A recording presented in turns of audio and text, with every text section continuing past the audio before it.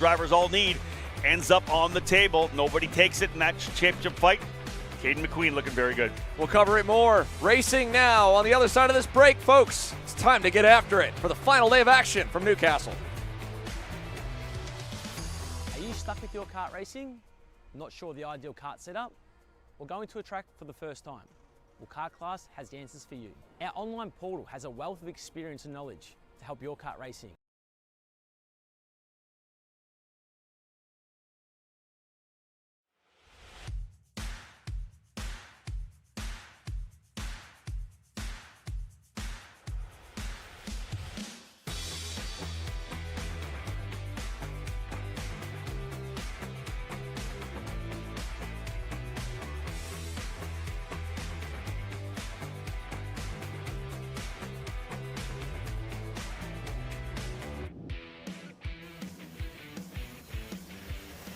Pre-final action set to go here for Pro Shifter, presented by PSL Karting. Took a lot to be able to get this grid all together. Caleb Vieska, what do you have for us as we get ready to turn them loose for 6-gear, 6-speed action here from Newcastle?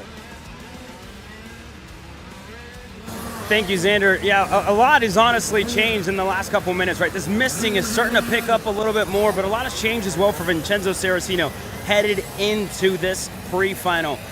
He again had a very blistered left rear tire, decided to put on his left rear, the brand new left rear on for this race. That's the only new tire he has that is new, and he's gonna look to try and work with it as he gets ready to go green for this pre-final. Guys.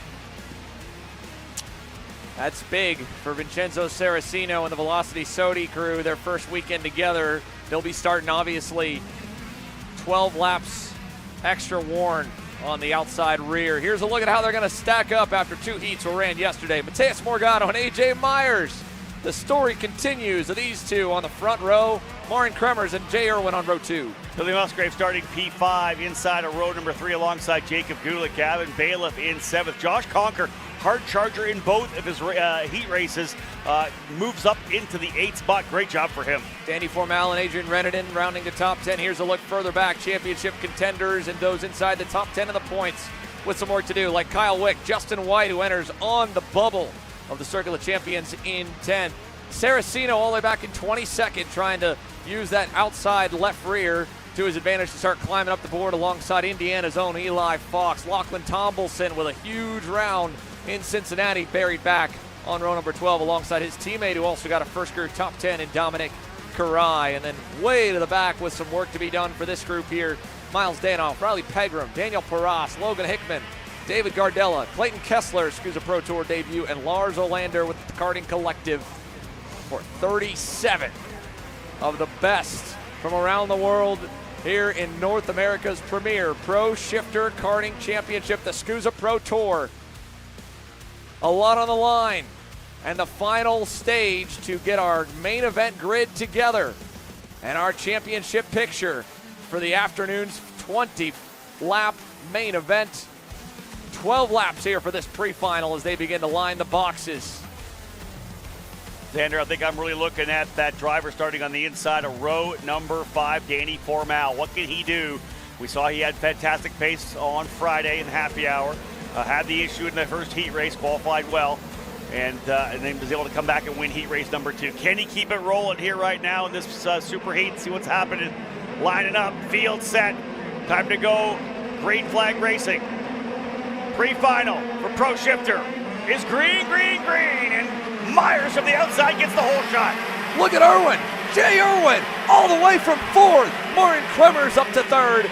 Big time plays out of the Kiwi sensation who leads us through 4. Oh, I'm sure Irwin loved that. The lane opened up. He's got on throttle because you can see that Myers had to come across to defend on Morgado. It was a good job for Myers, but yeah, the open lane on the outside of turn number 1 for Irwin. He's going to jet away. Look at this. Musgrave, we saw this before in the heat race number 1. All over Morgado right now as well. Does Morgado have an issue, or is he just struggling going through turn number 8? Well, when we talk about the misting, which I think honestly, Rob, probably something that we should have kept a closer tab on or leaned on Caleb for that last lap in Pro X30. It would certainly explain Caden McQueen out of the first group being able to go quicker. But here's a look at that start as we keep an eye on Morgado in the bottom corner. first of all with the green, watch for it looked like 1 or 2 jumps further back, but the warmer, cleaner outside, and then Irwin here. What a power move around the outside at turn 1. Yeah, like I said, Myers coming just kind of maybe mid-track, trying to make sure that Morgado couldn't come in, leaving that outside line for Irwin to take the lead. So he has that position right now. Irwin leads. Myers runs in second. Good start for Kremers as well. He goes up to third. Morgado doing whatever he can to plug the dam there. You can see that Musgrave was putting all that pressure on. It continues to put the pressure. He's right there with the Sony Kart driver. In fact, he's going to look to the inside, coming into turn number 4, book it. Musgrave through with the factory car. He'll move Morgado back to P5. So a lot of early action in the pre-final here, a 12-lapper for Pro Shifter. Biggest loser on that opening lap had to be Danny Formal, down 2 out of the main group. Up 4 as well, though, on the other direction was his teammate Kyle Wick. Both drivers obviously in that crash, with Formal trying to keep it off the back of AJ Myers. He was making a pass in the opening heat race, gave up some valuable championship points, and of course hindered the starting position. But with the points later having a slow getaway here in the pre-final, and they're all stacking up as well, is keeping things open and honest here in the championship conversation. But I think up front we've got a move looming. Jay Irwin has AJ Myers all over him, and the Magic Man's going to have a big run down the main straight. Here he comes, here he goes. AJ to the lead, and Musgrave as well up to third. Yeah, double passes there. New leader, new third place man. Great job to the inside there for Myers to take the spot away from Irwin. Same goes for Billy Musgrave. His march forward continuing. Got by Morgado a lap before. This time gets by Kremers. So indeed, the new father doing a great job here. Musgrave up on the wheel as he goes into P3 now, starting to put the pressure on Irwin as well. Myers, though, so quick all weekend long. We talk at length about how great he is here at Newcastle Motorsports Park, how many times he's come away with Summer Nationals wins, doing a great job out front. But again, look at this. Irwin had to defend, covered the bottom of the inside, Xander, of turn number 11. Musgrave continues his march forward. Billy Musgrave needs essentially a picture-perfect pre-final and potentially a DNF to keep his championship defense alive going into the main event. But look at this as they run right now. Mateus Morgado starting to bleed away the advantage he had over Marin Kremers. He's trying to get it back right here. Big diver in the I-70 hairpin, and he'll make it stick. Josh Conker now pulling up alongside.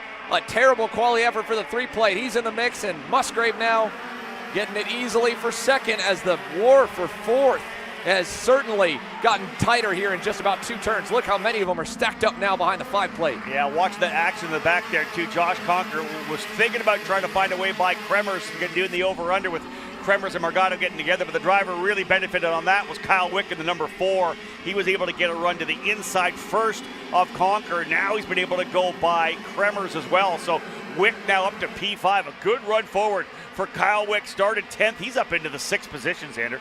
And Josh Conker cutting his teammate a break there at the beginning of that last lap now is paying the price, because here comes Formal with company behind him. Gavin Bailiff, Hunter Pickett Jacob Gulick there in the 10-plate. Pickett a little bit further back, just in 11th and 12th, battling it out with Adrian Renedin. Conker, big time send there in the shark fin. Marin Kremers getting eaten alive, and now Formal is through. What a beautiful pass that was for Josh Conker. Through the shark fin, he just released the cart to the inside, got to the apex first. Kremers loses a couple of spots there. Here comes Formal. Conker not able to hold him off, so he'll slot back in. Here's the number 7 of Bailiff as well. Badly, he gets by Kremers, so Martin Kremers, Xander going in the wrong direction if you want a better starting spot for the main event this afternoon. Don't look now. Mateus Morgado, fastest lap of the race here, folks. Already starting to dig back towards the front. That late race pace for the Velocity Sodi driver already on display here as we approach halfway in this pre-final. And AJ Myers, as magical as the weekend has been here for the number 2 plate, he's not necessarily getting away all too far from Billy Musgrave, Irwin, and even Kyle Wick, who is having a phenomenal drive up the field. Irwin still covering off from Morgado, who went purple last time, but Kyle Wick from way back, 12th on the grid, now pressuring for 4th. One thing about Morgado, we looked at how bad he was in that opening lap with Musgrave almost driving over top of him. You got to expect those tire pressures very low. We talk a lot about how good he is in the late race. You get those tire pressures low early, you know that car's going to come in big time late in the race. That's what he's got going now. The pace is still there, but I'll tell you, not right now able to get by Irwin and getting pressured a ton by Kyle Wick. Wick knows he needs to get himself up front. Oh man, Morgado looked right there at 3. He wanted to send it on Jay Irwin. He signaled to Wick to work with him. I think now he's finally going to let him go, realizing that he couldn't get the job done on the 6 car. And Morgado knows he's really racing Wick's teammate in Danny Formal, so a smart move. It looked like the hand signals there from Morgado first on the main straight was, hey, give me a chance. He tried it in 3. Irwin covered. He backed out, realized he was going to be struggling for the next few turns. Gave that one to Kyle. Very gracious. Yeah, and listen, Wick needs a big result. We had that DNF, as we know, in heat race number 1, came back to a second in heat race number 2, and he and Formal got together. Actually, he got collected by Formal, who got into Myers. So he's trying to get some recovery going here. Wick's doing the best he can to keep that the point total where it'll mean he won't start as deep in the field. 12th for this pre-final. And ideally, if he gets a good position here, it'll be a start much higher into the top 10. Oh, Musgrave there following the back of Irwin. I think Irwin might have missed a shift. You saw Billy get ramped up in the air. Wick takes advantage. Move Kyle Wick up to P3. Digging, and now all over Irwin and past him in 3. Kyle Wick from 12th up to 2nd. Danny Formal on the move. Morgado knows it. Irwin's covering. This is bad news for the points later because Formal with new life here in the pre-final, ready to put the heat on and try to get some of those points back that he surrendered in heat number 1. All over Morgado. Wick gets Musgrave in turn 1. He gets Irwin in turn 3 and doesn't even cover to 4. That has been big for him. He opened it up. Irwin not able to make the move to the inside. Irwin still sitting there right now with Wick. But Wick now putting the target on the back of A.J. Myers, trying to get that recovery to make sure he's got a better starting spot for the main event. Looking tremendous here now. But again, that championship fight, Xander, you mentioned it already. Morgado running there now in the 5th position. Danny Formal from 9th, went back to 11th, back up to 6th. Now looking to pressure Morgado to try to put him back to P6. But I think Morgado's got the pressure put on Billy. He's going to go past him. That'll be more points the way of the Brazilian. 5 laps to go here in the pre-final. A.J. Myers and Kyle Wick starting to stabilize a little bit. The last lap for Kyle Wick wasn't fantastic. Formal, obviously, fast lap of the session. No bonus points for that, but he's already working on Musgrave as they close into the bus stop chicane. We'll see if he can find a way past him. Josh Conker finally starting to roll once again as well. Formal getting tripped up behind Billy, and that's allowing Mateus to get further away. But one thing that I think is so cool about this championship here that I haven't really gotten the chance to shine a light on is not only do we have 4 different teams and 4 different manufacturers realistically still eligible for the fight. Billy obviously would need a DNF out of Mateus to keep his hopes alive. You've also got 4 completely different engine builders. Carbolos Racing Engines, PSL Karting with Jay Irwin, Sweet Tech there for GFC, and of course Sony Power for Mateus Morgado and Velocity Sodi. So 4 different builders, 4 different chassis, 4 different race teams. And we're about to see 2 of them head-to-head right here. Kyle Wick, power move for the lead. Wow, Kyle Wick started 12th, and he has gone forward, making big moves all around this racetrack. We talked about turn 1, turn 3, another turn 1 pass. He goes by Myers. Kyle Wick, shot out of a cannon here, and with a couple of laps to go, takes the lead with a fantastic move down the front straightaway, gets the draft, and gets to the inside. Here comes Irwin up on Myers as well. Save AJ maybe struggling a little bit here. Same goes with Morgado. He's closing for P4. Yeah, AJ Myers, great start here, starting to go away in the closing stages as Irwin and Morgado close in. And it was synchronized moves there for both Kyle Wick and Danny Formal on the main straight. Formal up to 5th. He'd love more of this, but he'd hope that they could hold up Morgado just a little bit more to give him a shot to get some points back on the table. 3 laps to go at the line. Irwin up to 2nd with new life again. Kind of a second wind here for the number 6. Back on the final stages. Morgado very late on the brakes there into the corner. That could have been disastrous. Here comes Formal as well. He's going to go to the inside of Morgado. Got checked up. Yeah, he'll send it down the bottom. So Formal able to get back by his championship contender. Good stuff there. You called it though, Xander, just a little checkup there as Morgado thought about going to the inside of Myers, not quite enough, and that's all that Formal needed. He's thinking about going to the inside as well on Myers. It is insane how much power the GFC Sweet Tech machines have right now. Yellow flags waving. There was a wreck there, probably back in the top 10. Lost somebody. Might have been Billy Musgrave and Gavin Bailiff. If not, it's Musgrave. Billy Musgrave's off in the bus stop. A problem for the number 1 plate. The reigning champ is out. The long shot hope at the title is gone, and hopefully he won't slide too far back. on the main event grid to stay inside the circle of champions. Meanwhile, Myers is going to have to deal with the big guy right now. Wick still leading on Irwin. You can see about maybe a cart length and a half. As the laps are starting to wind down here. Working lap number 10, still a couple to go. Formal looks good. We'll watch that championship update here as Billy Musgrave is going to slide out of the top 5. There's going to be a new name that'll join him. Formal now to third. Myers crossover move. He's back in P3 here with a lap and a half to go. And that's still, again, looking at this right here. Danny Formal, fast lap of the race, going at it again. Huge run in the short chute to turn 5. Back up to third. This is great stuff here in this pre-final. No doubt about it. We're getting great racing. Drivers taking advantage of any opportunity on the track. Formal started 9th. He's up now into 3rd. Wick started 12th. He's into the lead.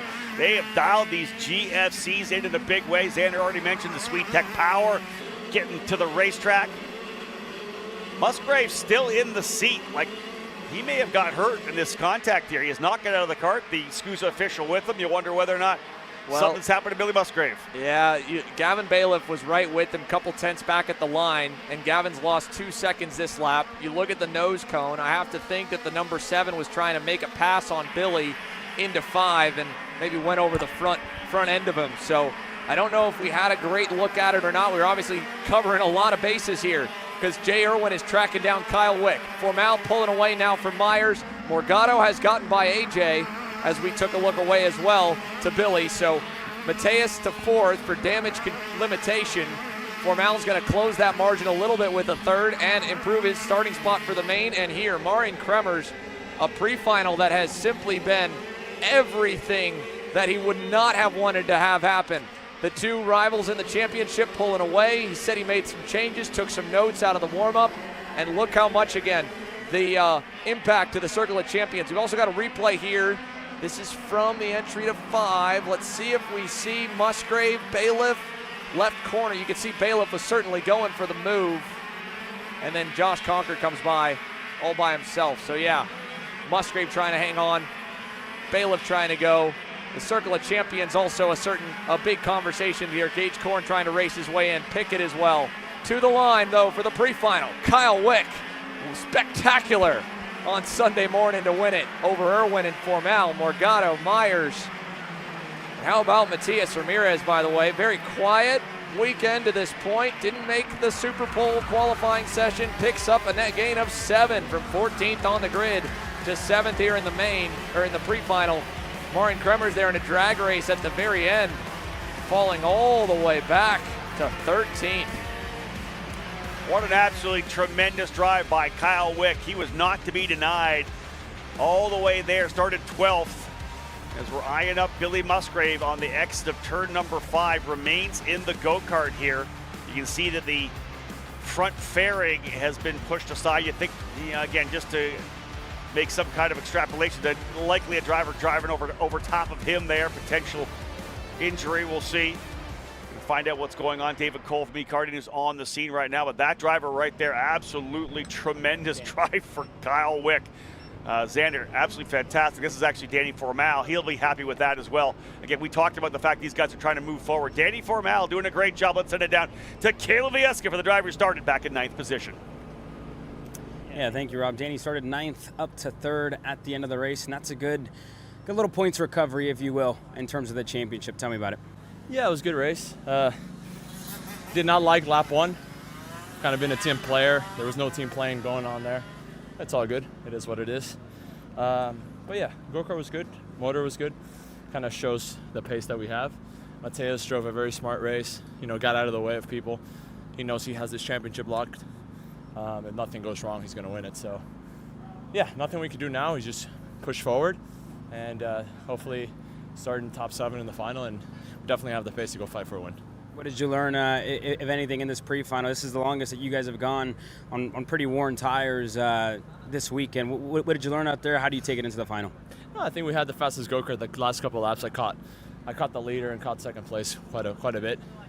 So yeah, it was really good. Just keep on working and see if we could find a little bit more for the final. Best luck, Danny. Thank you. Thank you.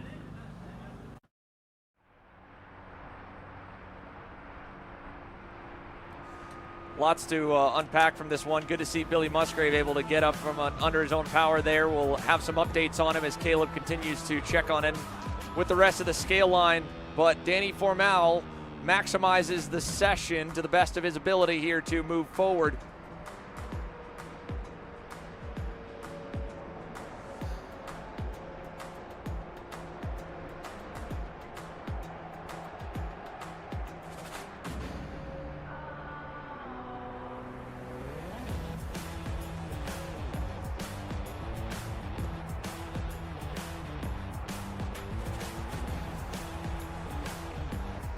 So here's a look at how they now sit in the top 10 points after that one, coming off of the back of this this session here.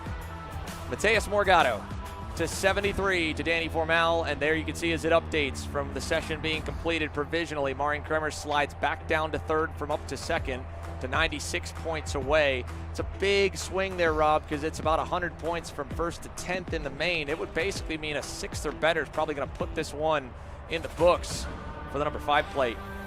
Yeah, you know, the interview there that Caleb had with Danny Formal, kind of, he's almost not conceded it, but he realizes that Mateus is definitely in the driver's seat on this right now. He'll know what to do come main event racing. I'm even more interested in the cut line as well. Looking at your spreadsheets here, you got Justin White in there, 395 points back, but literally right there as well for 11th and 12th is Gage Korn, and I can't remember the other driver was. I think it's Hunter Pickett. They're right there within probably maybe 4 or 5 points. Look at that, yeah, 14 points back or rather 13 points back and 14 points back. This battle, I think you think about it, it's a 28-point swing for Saraceno in the 9th position as well. There is a lot going on when we're talking about Circle of Champions. Yeah, big time implications here for the Circle of Champions fun. Jacob Gulick, Saraceno, and Justin White in by just a hair. And then, of course, Gage Korn, Hunter Pickett outside by inches. Josh Conker leaping his way forward. How about the Magic Man himself, AJ Myers, on the charge, trying to get up there as well. Karts are starting to roll for the pre-final in K Master, but let's go back down to pit lane here as we continue to debrief what we just witnessed. Yeah, thank you, Xander. Kyle Wick, pre-final winner, and you started 12th. Got yourself all the way to the front. Just tell me about that race, making moves out there. Yeah, I could tell at the beginning that we had a lot of pace. I don't know. I didn't notice it was raining until I got out front and missed a couple corners, and I was like, it's raining. And I just kind of backed it down to keep it on the track. Obviously, we have the tire offset from the first heat, so it's hard to say where exactly we shake up, but obviously the kart's good, the engine performs. We'll see where that puts us for the final. You were one spot short last year from a win here at Newcastle Motorsports Park. What do you need to do later on today to get it? Just keep it up front, keep pushing, don't get timid and with the driving, and just always push. Best of luck, Kyle. Thank you. Thank you. That's a line I loved right there. Don't get timid with the driving. You almost can't do that at this particular level in pro shifter, right? Sandy, you're always up on the wheel. You're always trying to make that kind of pass or B-pass kind of mindset. I'm liking what Kyle Wick's getting done right now. Started 12th, gets the win, a massive recovery, and I'm just as interested as he is on finding out where he's going to line up on the grid. That car looks good. He's a driver none of us picked and looked very strong. Danny Formal very fast as well. The GFC guys have things dialed in. And speaking of dialed in, the RPG crew had the dominant run in qualifying for KA Master by a lot. They lead us underway here with our second pre-final today, 8 laps. And Ming Nan Zhu, a clean getaway here over Mario Barrios and Mike Rollison. But yeah, going back to the GFC crew, oh wow, Christian Smith around turn 4. Sorry, I thought we were getting away cleanly, Rob. We could keep going on the storylines, but we've got, sadly, the PSL Karting Bureau Art beached in the grass. Wasn't a ton of rain overnight, but obviously just enough between the thick and well-grown scenery around here. The landscaping has gotten him beached. A little bit of an uphill run as well, asking for a lot out of that. Look at himself back on track. Tyler Presto works his way up into third spot. We talked about Tyler battling it out with Mike Rollison and the rest of the RPG crew. He's able to get in front of Rollison here after a not-so-stellar qualifying run. So the 417 of Presto moves his way into third. He'll try to see if he can't reel in the leaders here now. The local driver from Newcastle Motorsports Park looking to battle it out with the interlopers here in the SKUSA Pro Tour. 6 drivers in our KA Master category here this weekend. We'll have a full field of those drivers in the Super Nationals in November. Mike Rollison going to make a move to the inside on Presto. We're going to try to carbon copy this again where Prestel did everything he could to get by Mike Rawlinson throughout the day yesterday. Told me last night he'll be in full send mode trying to find his way back forward. So right now the two RPG drivers out front, Zhu and Barrios 1-2. Barrios already with the championship in this category in his pocket. So out for a fun ride here today to see if he can't come away with another victory. And for Mario Barrios yesterday, at one point there before the inclement weather rolled on in, it looked like it was going to be a really dominant performance there in the main event. Talk about an extra feather in the cap for his championship season here in K100 Master, but ultimately it was not the case whatsoever because we were treated to some crazy inclement weather on the course of the day. And then we had more of it as the day continued onward from there with back and forth, at least just the skies going from overcast to sunny. I asked Billy Musgrave right before he came on the air for the post-race show, I was like, well, you know, how was it out there today? You know, was it at least any bit comparable? He's like, freaking Newcastle, man. This place is different every single day, and it's so hard to predict. And I think, again, today no different, right? What a vastly different pre-final. Still, the temps are much cooler today, both on the surface and, of course, the air temps. The humidity is a little bit different. Without the sunshine to this point in the morning, we've got a much cooler racetrack. And I think back to that Pro Shifter heat from yesterday and why, to me, that pre-final was so good to watch compared to, let's say, heat number 2. It's almost like open wheel racing where when those guys have cooler weather, they're not so stuck to the ground, they're not dealing with maybe as much aero wash or the like. They're all about getting us some spectacular action, but when the heat comes down, it's a bit more of a struggle. It's still cool here, and Barrios is still collected up front. Let's go down to Caleb. Thank you, Xander. We're standing by here with Jay Irwin finishing second there. And Jay, I would say that's promising pace out of you guys with the tire offset. What did you learn in that session, and how do you take it into the final? Yeah, you know, it's just because of the weather and the track condition, it's hard to take stuff to the final from that. But the race itself was really positive. I had a really good start, and yeah, the pace was not the best, but we were there and fighting for the win. Again, this is a place that broke your heart last year, right? And really the end of the year last year was pretty heartbreaking. The Super Nationals as well, you were pretty fast. How bad do you want to get your first Pro Tour win on the year? Yeah, you know, I thought my first Pro Tour win was going to come at Tucson, but that was my mistake that it didn't. But yeah, you know, it would be the same as everywhere else, just it would be really, really cool to win one. Best of luck, Jay. Thank you. Thank you.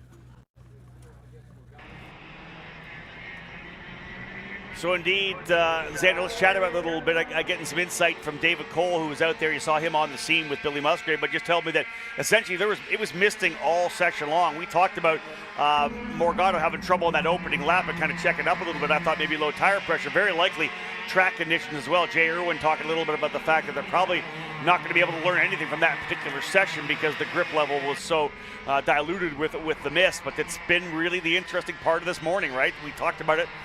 When Cole and I walked outside the hotel, we're like, what's going on now? We got this little mist. It's damp. I had the windshield wipers on for a bit coming to the racetrack here. It's really changed, I think, the approach for all these drivers and how the on-track action's been so far.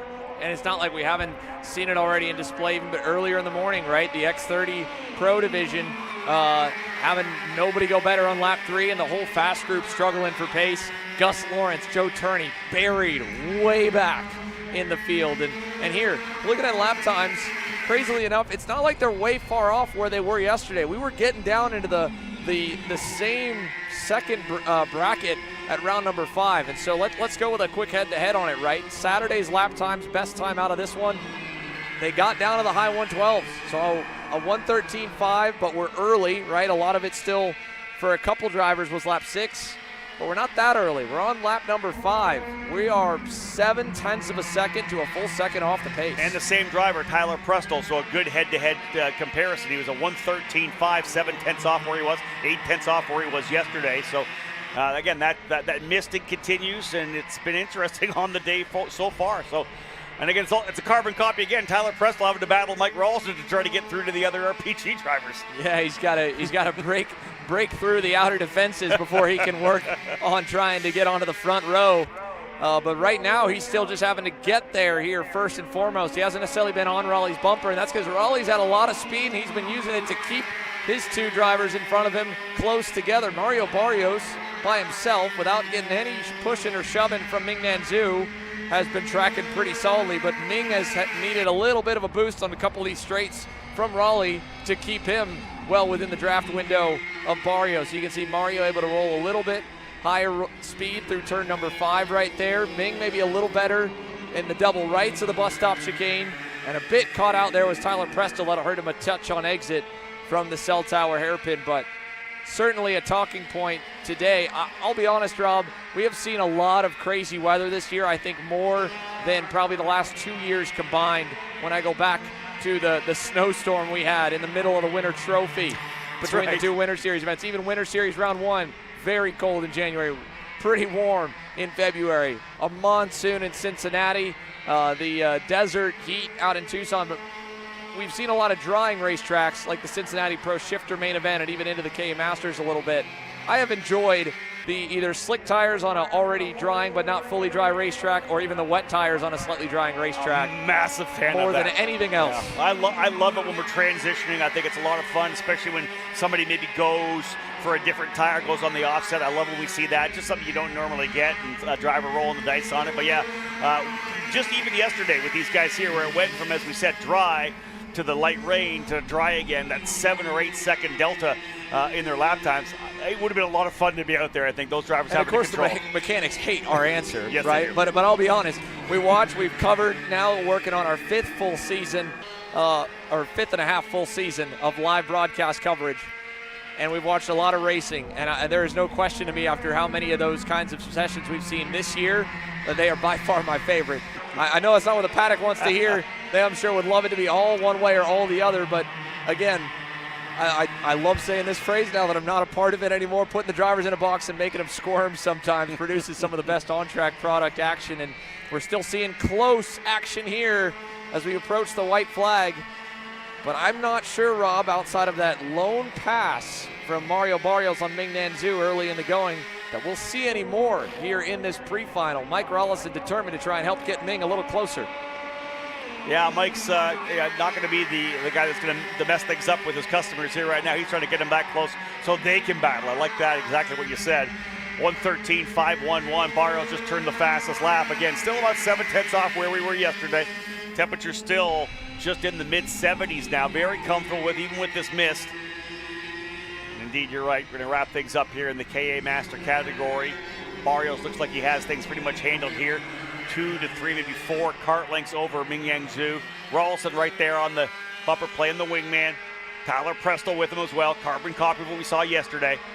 Everybody's going to have to find a little bit more. Tyler's got to get a little more. He was very quick yesterday. Tyler was the fastest driver in the main.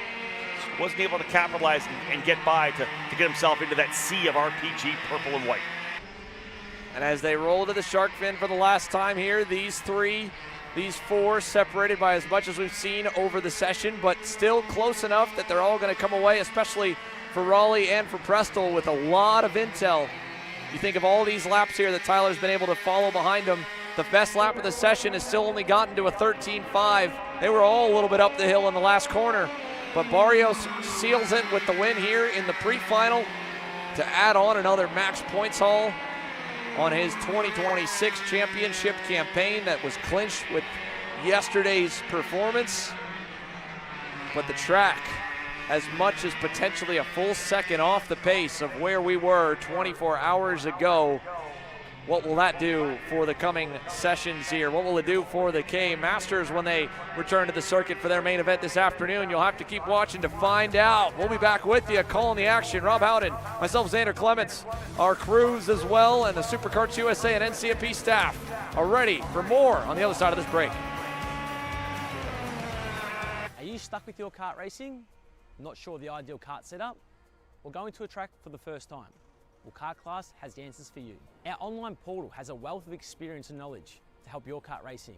From kart setup advice to track guides that are targeted specifically to your circuit, or the driver coaching aspects with mindset, racecraft and driving techniques. If you want to take your karting to the next level, visit us at kartclass.com.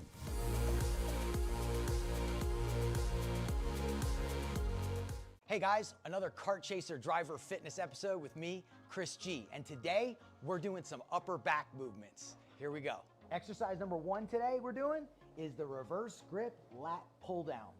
This exercise movement is one of my favorites because it works your grip strength, your biceps, and most importantly, works that lat area that also protects those ribs in the seat. Exercise number 2 today, the dumbbell chest supported row.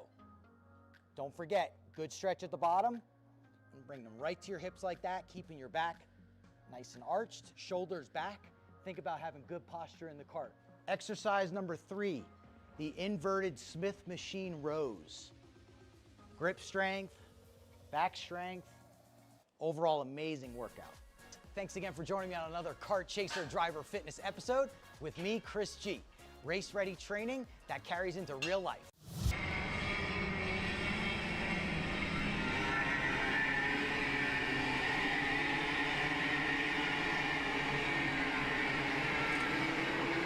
Back at it here with a full house at KA 100 Juniors presented by TKG Beer Alert USA.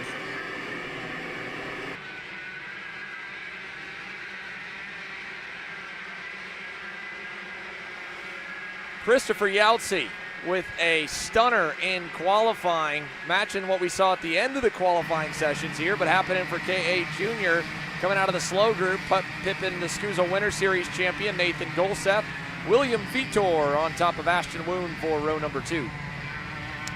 Row 3 will have Nicholas Urbezo on the inside, Marco Samet on the outside. Callum Berghofer, a great qualifying run to put him to the inside of Colton Schniegenberg for this pre-final. Clayton Stiles and Travis Pettit all the way back. Xander in the 10th position. Tristan Murphy, 11th. A lot of these drivers we expected to be up front, not capitalizing on qualifying.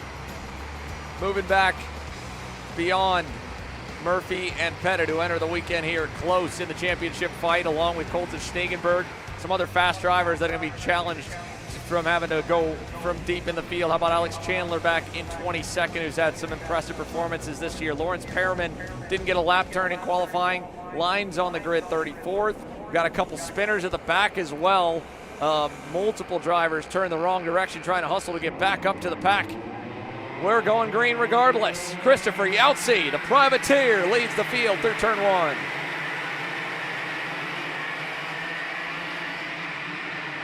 Opening couple of corners, looking clean. Yautsy goes to the lead early. Let's see if he's able to defend coming down into 4. He's going to get a quick overtake potentially. William Vitor going to the inside in the 840. Book it. He is through. So Vitor takes the lead. Yautsy goes into 2nd. A quick run early up there for Ashton Woon. He'll go to P3. William Vitor leading here at home for the J. Howard Driver Development Squad, and Ashton Woon trying to keep things honest here as the field rolls down into the green corner for the first time. Lots of defensive moves there. Colton Schniegenberg is going to get crossed up. Travis Pettit looking to go on him into the infield, and he'll get the job done, and Colton will answer back with an over-under of his own. Yeah, it takes the inside going into the right-hander leading into the shark fin. Not surprised to see some drivers being super aggressive here on the opening lap. Listen, if you starting outside the top 10 like a Pettit, like a Murphy, you're going to be up on the throttle big time early, and there's a move there as well. Wow, contact coming through turn number 17. So we've got a 6-driver breakaway. Look at the battle further back, though. They are dicing with each other early. Opening lap in the books, but these guys are going at it. Yautsy goes back and holds on to the 2nd position. Woon there putting some pressure on him. Urbezo up there to P4. Tony Kart driver goes to P4 for Urbezo. Opening couple of laps here with a few movers further back on the charge. Ezekiel Haight able to move his way up 4 to 16 as now another spot goes the way of Urbezo. Marco Samet now trying to also move past Yautsy, who gets put into the grass. He'll drop one more spot, and now the front row both are on the outside. Callum Berghofer able to move past Nathan Golseth, or at least, Tristan Murphy trying on Golseth. And Golseth now heavy defense further back from the leaders, all opening the gap from the back of Samet. Yeah, Yautsy not getting any help from any of the drivers out there right now. He opened up the corner to get a good run through turn number 11, the green corner, and at least 2, maybe 3 drivers filing through on the inside. That's kind of the help you're going to need when you're that far back, not from that far back, but you're have some gap in front of you and you're trying to get close back up again. If the drivers don't work with you, you're going to find yourself falling forward. There again, perfect example. Marco Samet asking for some help, realizes everybody's coming, Vitor still leads. Orbezo's going to go into second. Woon's going to be on the outside here. And indeed, Samet's going to take advantage of it as well. And it also brings those two drivers right behind as well into that fight. The guys that were running in 5th and 6th are right there. That is Nathan Golseth and Callum Berghofer. Again, this is as they run. It'll update the next time by. Ashton Woon hopefully won't drop too far back there. A big time moment for Ashton Woon as he collided with Marco Samet. Made evasive action, went up on the curb. Looks to be A-OK though on the SCR Carlos Sainz chassis. Alex Chandler, fast lap of the race. Mentioned to keep an eye on him. He's up 6 spots from buried in the pack. Cracked the top 20 now. As Travis Pettit goes to work on his teammate in Berghofer. Couldn't get it done. He's got Murphy looking on him. And up front for the Iron Rock Tony Karts. How about the Green Machines? New leader, Nico Orbezo, as the fray continues to shuffle. Yeah, 3 drivers eventually get by Vitor when he opened up over there in scoreboard. Oh, we got drivers together, 3 of them connected there. Clayton Stiles is one, Dominic Gaddis another in the MPG and Iron Rock camps, and one more tagged with him in the infield hairpin. Cross the line this time. It'll be 3 laps complete. 5 to go here. An 8-lap sprint for the pre-final in KA Junior. Nico Orbezo, first time on the top of the pylon. Yeah, he was methodically working his way forward. Aggressive in his attack. Finds himself up into the lead. Right behind him, Marco Samet, a driver who has developed a lot of momentum, Xander, here midway through the season. Coming off a very strong run there at the Spring Nationals at the Motorsports Country Club of Cincinnati. The BJR driver running their P2 with Orbezo. Woon still in the 4th spot. Vitor holding on to 5th. Travis Pettit trying to march his way forward as well. Goldsmith and Berghofer with some action there. Pettit able to get by Goldsmith and Berghofer coming with him. So Berghofer gets another spot. Goldsmith goes from 5th back to 7th. And again, for Nathan Goldseth and Christopher Yautze here. Yautze now all the way down to 12th. Far from ideal when you start on the front row, but it again kind of bodes with the fact that while qualifying matters a bit, it really comes down to getting to the front by about lap 2 or 3, because here Nico Orbezo now had that. He will only lose 1 or 2 spots as the field spread out, but a sole mistake. First one out of the 838 loses the lead. Samet back out in front. Travis Pettit trying to charge to get up to his teammate there with a move on Vitor, and it'll bring 3 with him. Schniegenberg able to complete it by 1. Yeah, good job there for Colton Schniegenberg. Turned the purple lap on that lap. Made the move to the inside at turn number 1 to take that position. So he's marching his way forward here as well. Remember, he's in the championship discussion as well. That's one of the big things, Xander. You got the live standings rolling there. Every time these drivers move a spot forward, things are changing, bringing guys back into the fight. Here's Woon to the inside again. He'll make the move on to Orbezo. Orbezo's going to go 4 wheels off on the outside of the corner. Way off, too. Nico Orbezo, I don't know if he didn't think he had space or didn't think he owed the corner to Ashton Woon, but that now has cost them both time. Woon going to go backwards now as Pettit gets another spot by. And one thing to note and why we'll show the championship so much is here all of the top contenders in the KA Junior Championship have had at least one downbeat round. Schniegenberg at a 60-point drop. Pettit a 110. Murphy a 126. This is must perform Sunday for every single one of the really top 10 drivers here in the championship. Marco Samet is one of those as well. He's a little too far back to be able to really take the fight to anyone, but Marco Samet up to 10th as he's looking at a 100-point bonus here for the pre-final. And now with Travis Pettit all the way up to 2nd, it moves him from 17 to 6 away from the provisional points lead. Murphy now watching as Schniegenberg closes up. That spot alone for Colton, I believe, may have been as much as 5 points over Berghofer. That brings Colton Schniegenberg to 4 back into the main event if they finish like this. Man, Orbezo trying to march his way back forward as Berghofer drops a wheel on the exit turn number 8. That's going to bring those drivers back forward. Orbezo up another spot.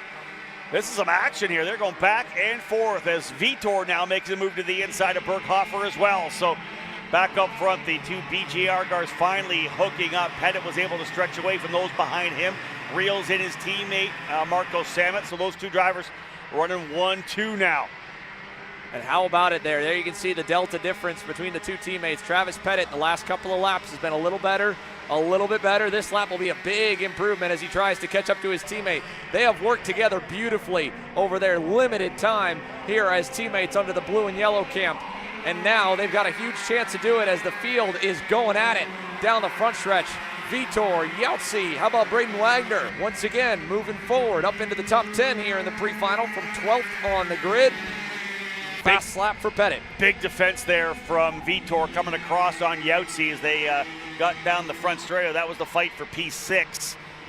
Another big mover as well, plus 10 for Alex Chandler. Started 22nd. He's up into the 12th position now. It's a great job for Chandler.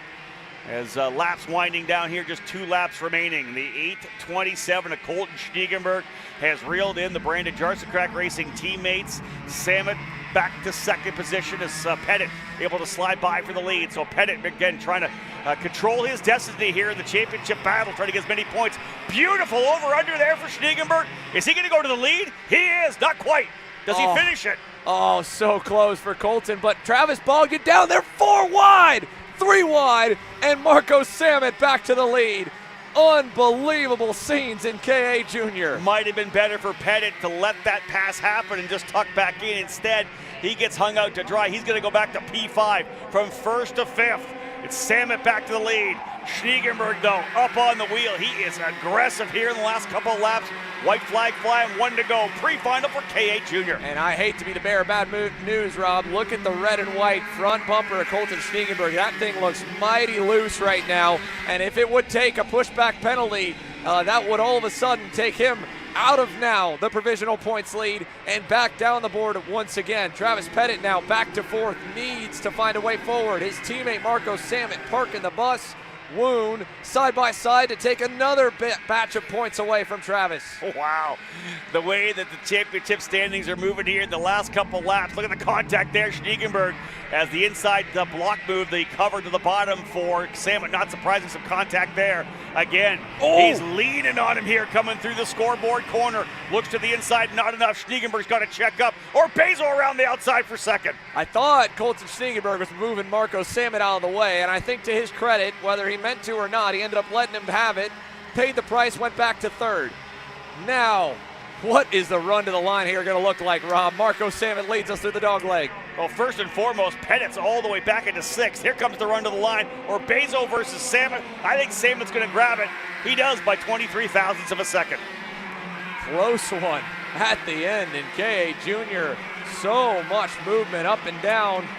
Colton Schniegenberg sliding back to 3rd. We're both laughing at this one here. Wow, so much happened there. 23 thousandths of a second. Samet side by side, as we said there, with Orbezo. Schniegenberg, I think you were right. That front bumper looked tongue loose for Schniegenberg. That could likely be a penalty. Ashton Woon holding on to 4th. Vitor there 5th. Travis Pettit, though, from the lead to 6th over the last couple laps. The calculators will be going just as, again, the automation is on the screen here. Reminder for all the folks watching along at home or watching the coverage here at the racetrack and hearing myself and you, between all of the calculations and formulas we've got, remember it's unofficial and the races are never fully official until that SKUSA WhatsApp channel posts them with all tech and protests clear at the end of the day. We'll know that, of course, with podiums by the end. But what a race here and what a gut punch. Colton Schniegenberg, both sides deployed on that pushback bumper. It doesn't mean it's over. He can still appeal that. He and the Ryan Perry Motorsport team can take a look at the onboard footage and see. But, of course, that would be a detrimental blow with how close the field finished at the line. Another pre-final in the books. That's 3 races in so far on the day. A lot more action still remains ahead of us. Don't go anywhere. Kart Chasers coverage here from Newcastle Motorsports Park for the SKUSA Summer Nats continues. Yeah, I had no clue you were there. Sorry about that. You're fine. I don't really care. I'm getting pushed from behind everyone.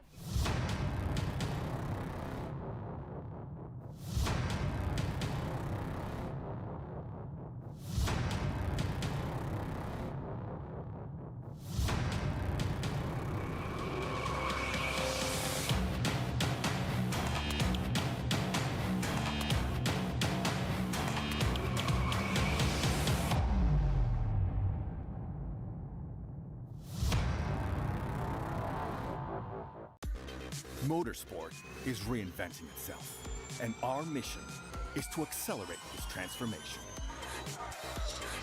so that it becomes even more efficient, cleaner, more spectacular, and more sustainable.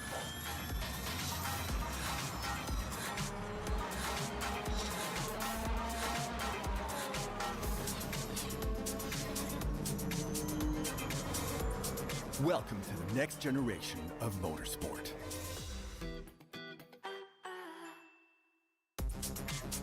TotalEnergies and Peugeot co-developed the 9X8, an eco-responsible hybrid electric hypercar capable of outstanding performances. Karting isn't just speed. It's control, precision, freedom. At Atlanta Motorsports Park, Kart Freedom isn't just a team. It's where drivers are made. Champion.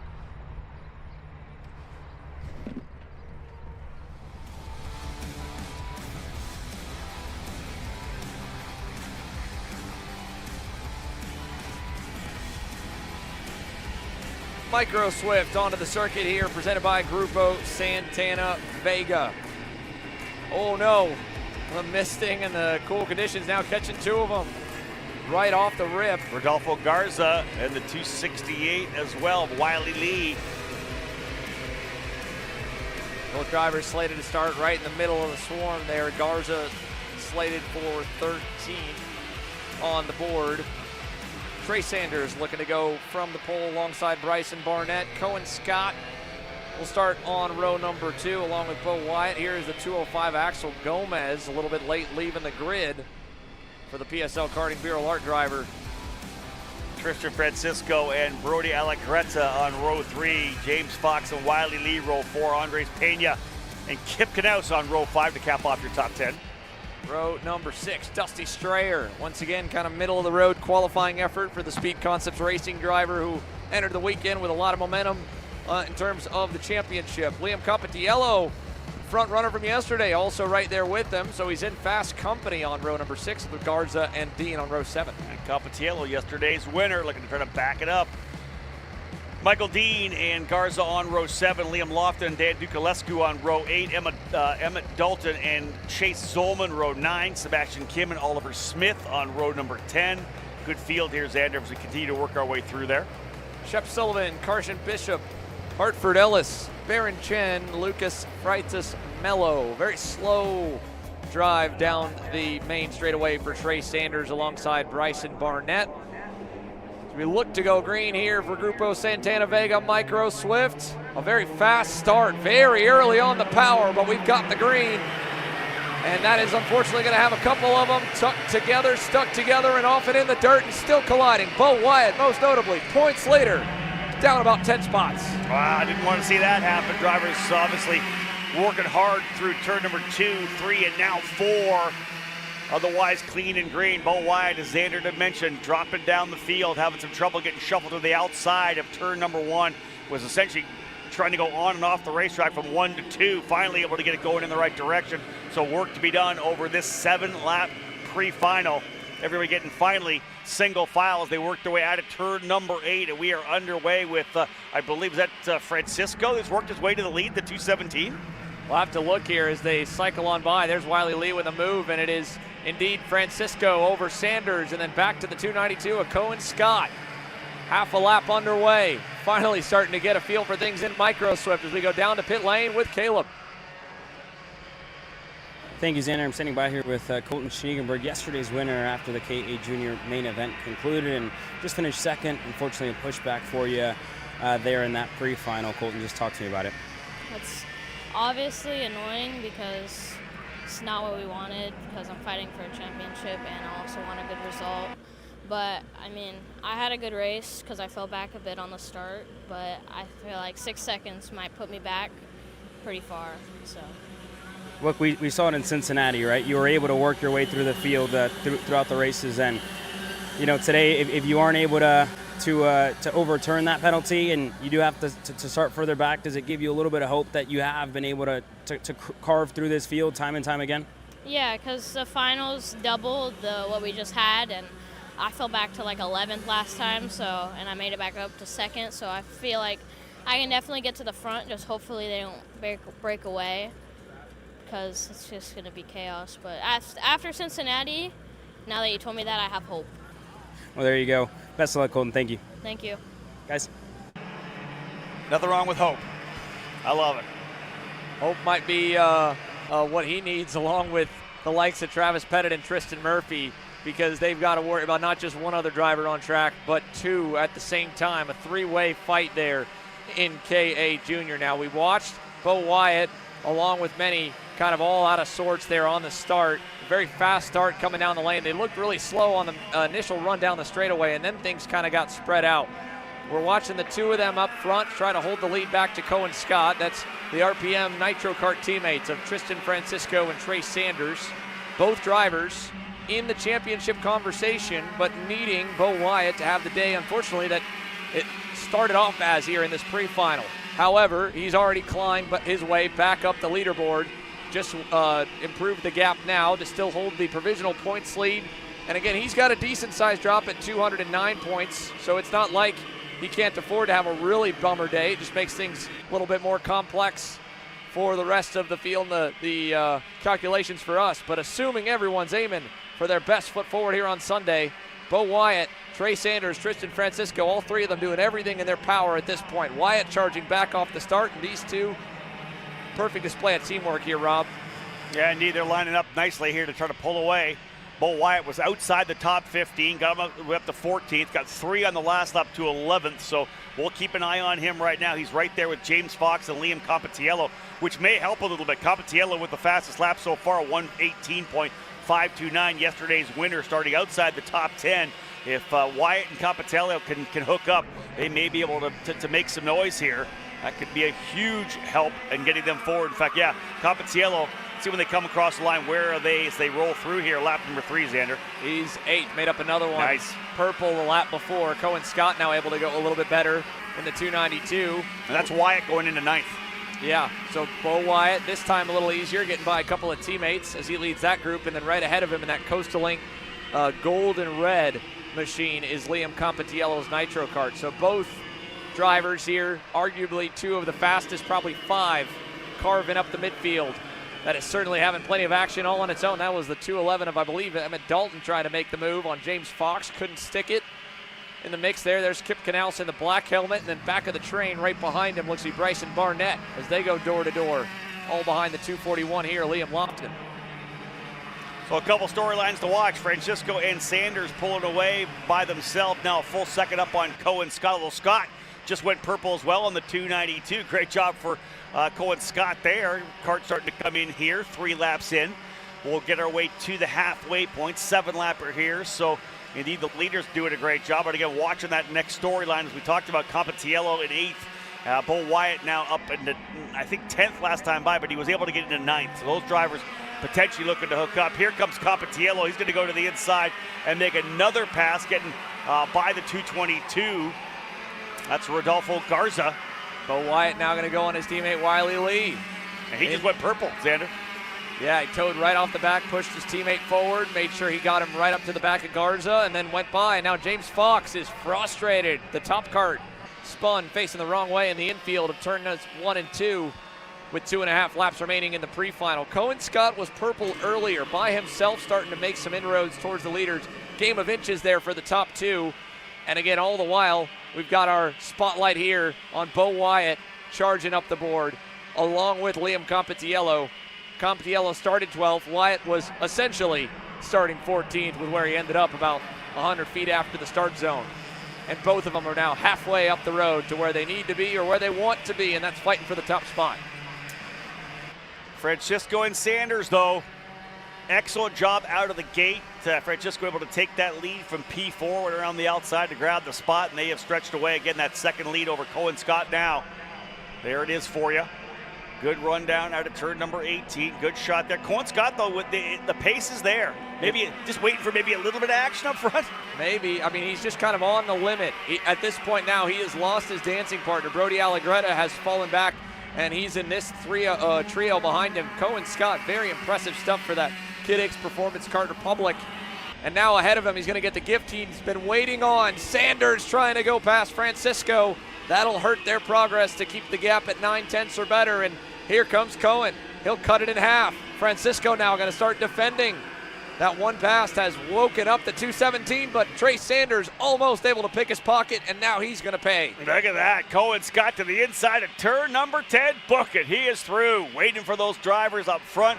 to start the battle with each other, and they did, and he has worked his way into the second position. Scott went purple as well on the last lap. That hot rod is fast, and he is steering it towards the front. Great job for Cohen Scott, up to second now. Cohen Scott, 3 car lengths back from Francisco, 1 car length back now to Trey Sanders, who resets with a big run out of the shark fin. What's going to be the gap? Last time by it was 3.1 seconds to Brody Allegretta. It's a long final lap here at Newcastle. A lot of time to be gained or lost. And we're already seeing Sanders side by side for second. Can't get it. Scott late on the move down into turn number 1. Little lunge, if you will, thinking of going to the inside. Compatiello's been able to get himself into 4th. Good battle there as well for 4th, 5th, and 6th. Bo Wyatt in that group. So Compatiello, Strayer, and Wyatt 4th, 5th, and 6th. Wyatt goes purple. He's trying to see if he can't get himself up to at least 5th, maybe 4th. But here's the battle for the lead. Look at this, to the 292 of Cohen Scott, trying to go side by side. He's going to open the door to the inside. Trey Sanders back in there as well. Good fight here. They're going to go 2 wide coming out of turn number 8 over to 9. And still right on the heels of Francisco. And that group behind that you mentioned, Strayer, Compatiello, Wyatt, they kicked up 7/10 last time. Scott with a big time crossover in the green turn. New leader, Cohen Scott now into the infield hairpin. Out of it now, side by side for the teammates, fighting for the championship. Sanders and Francisco, and big dives here into the shark fin. What a final lap here in the Micro Swift category. The pre-final to set the grid for the main. Cohen Scott wants to put that 292 on the pole. Francisco's thinking points as well. They're in that championship battle, as we discussed. Here comes Compatiello, rather Sanders. He's going to get a run. Oh, he almost drops a wheel, and he does. Almost loses it on the front straightaway. Here comes the drag race to the line. Francisco almost, but not quite. 15,000 shy for Tristan Francisco. Cohen Scott hangs on over Trey Sanders, and one off here. Lofton out. Bo Wyatt up to 4th by the checkers. He was outside the top 15 on the opening lap. Bo Wyatt in the championship fight, able to get by both Compatiello and Dusty Strayer on the final lap to go up to P4. Cohen Scott, though, fantastic drive for the young pilot. He's able to get the job done in the final circle with a fantastic over-under coming out of turn number 11, able to hold back Francisco and Sanders over the final run to the line. The SRR driver program, apologies to Stuart Robertson and crew. Cohen Scott, top of the pylon here in Micro Swift. Bo Wyatt, fast lap honors and a much-needed recovery drive in that pre-final. He'll take what should be a provisional 40-point margin over Trey Sanders and 79 of Francisco into the main. It'll still be all to play for, but that was championship level driving out of Bo Wyatt. Managing that session, not letting it, the opening lap, lose or throw off his head. And he survives with a 4th perfect damage limitation race right there. And we might have to see the same thing here for those trying to fight for the vice champion on back honors in KA Senior. Always wild, always unpredictable. Today, another level of it. Thankfully, this guy's exempt. Paulie Massimino clinching the KA 100 Senior title yesterday off the back of 5 incredible rounds of consistency. And beyond that, it is still a wide open game for Chase Hand alongside Colin Lloyd, and talk about the Brazilian Diego Ramos, who wants to make the most of what he can going into Sunday, having to sit on the sidelines. How blind do you think the PSL boys are flying in this one here, as he was been the kind of their lone leading man in the class? You miss out on a whole day of action, Rob. Yeah, that was a big thing after that penalty yesterday morning's warm-up. Ruben Moya as well, a driver we expect to watch. For me, I think you think about Paulie Massimino, right? You got the championship already locked, but how many times have we talked about putting that exclamation point on the end of a championship, right? You've already got it done, yeah. You could sit out if you wanted, but why not come up and try to get a race win, right? Try to see if you can't walk away on the top of the box to cap off what's been a fantastic season already for that North Carolina driver. Chase Hand, prettiest starting spot in the pits from the inside of row number 1. For his number 927 GFC, and a lone soldier here this weekend with the family watching on from California. He's got himself tuned up and fast, and currently in second in the live point standings, but of course not by all too much and far from out of reach for the likes of Caden McQueen, Ruben Moya, Diego Ramos and company. We'll continue to keep tabs on it all here. K Senior now beginning to roll out and onto the racetrack for the pre-final. Lloyd and Hand on the front row. Edgar Rodriguez and Massimino, along with Halfin and Harrower for 3 PJR machines in the first 3. Yeah, no doubt about that. We'll go RPG on the inside of row number 4 with Donovan Medina, yesterday's winner. He'll start alongside Diego Ramos for PSL Karting, as we said, sat out yesterday. Then we'll have Landon Boer. Very impressive on the GFC, Ruben Moya. Don't need to say anything about Ruben. We know how quick he is in that Pontano. He's got a couple teammates back here on page number 2 in 12th and 14th. Caleb Gaffaro back in 11th. Isaac Malkett, fastest on the racetrack yesterday, got mollywopped in the bus stop chicane and ended up with a DNF in that 10-cart gaggle at the very end of the main. Moya going off into the grass, trying to hang on to it. Little sizzle ending up the meat in the sandwich. He's trying to maximize his speed, was hoping for probably a better quality effort today, but he's smack dab in the middle with Eli Warren and Austin Garrison rolling tail end Charlie here for this KA Senior Pre-Final. Keep your eye on the drivers starting 30th and 31st. All of them ready to go once again here for Kart CRG USA KA Senior. We love watching the front, but I want to watch the rear of the pack here as well. Garrison and Warren that deep. They'll be coming through the field in a big way. Hand, though, very impressive in qualifying. Xander, as you had said, didn't like the lap himself when he talked to Caleb, but it was good enough to put him on the inside of the front row. Ready to dial things up. Field set. Green, green, green. Racing in the pre-final for KA Senior. Oh, contact. Garrison. And one more. The 932 machine collected. Ramos around. Big time players here getting bit off the start. Austin Garrison ramped up on top of what looked to be Spencer Danke starting 27th. Garrison back 31st, and Ramos, don't know what happened to him in turn 3. But it's a good start for the front runners. Hand to Rodriguez, your top 2. Here's Eli Warren. You can see he's up about 6 spots there coming out of Cell Tower. One driver with damage. Might be Boer with that bent up side pod. Moya's got a bent nose cone. Carnage here to get things going in KA Senior. Opening half of the first lap, a little chaotic as Hand takes the lead over Edgar Rodriguez. Finally, drivers settling in a little bit here. Good start for Jose Halfin as well, as he's able to work his way, I think, up into 3rd. So those staying out of the chaos of the opening lap, able to come away. We got, in fact, a 4-driver breakaway. Let's pick up the driver in P4. That's Pauly. He's got himself up into the 4th spot, a little further back there to the next run. With one of the Hotes driver development guys in there. That is Colin Lloyd, qualified well from that slower group. Let's have a look, Xander. Yeah, we'll see if we can take a look at what happened off the rip here. Meanwhile, your leader's headed through over to turn number 5 with a new one out front. That is none other than Edgar Rodriguez. Chase Hand into 2nd. Massimino lurking here as Halfin sends it for P2, and he'll pick up 3rd. Just following, having a fun Sunday drive here is Pauly with Ruben Moya. Somehow, shades of Las Vegas, finds himself with a damaged kart as we take a look back. Let's see what happened to him. Oh, Ramos and Moya together.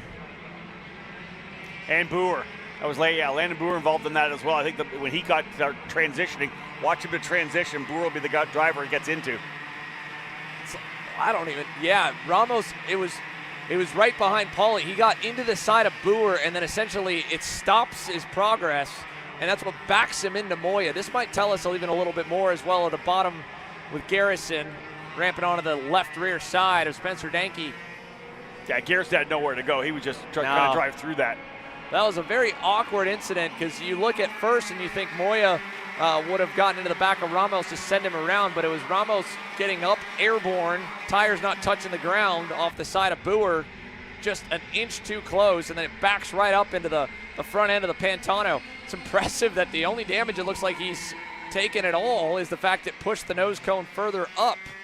I don't even know if he's got any other damage. Makes you think back to the Supernats in that X30 Pro main for Moya, where we thought he wrecked about 2 or 3 different times before he finally ended up, unfortunately, getting sent into the wall. But he had hit the wall fighting for the lead and then got back into the lead pack later. And here we are, similar story. Ruben Moya in the top 10, trying to continue to move himself towards the top 3 plates in the championship. Running 6th. Good job here now for Edgar Rodriguez, able to work his way to the lead. Massimino right there with him. So once again, we're seeing a BJR 1-2. Rodriguez dropping a wheel just a little bit there on the exit of the shark fin. And not surprising, going to lose at least one, now two, as Chase Hand gets through as well. Massimino, though, takes the lead. Not surprising.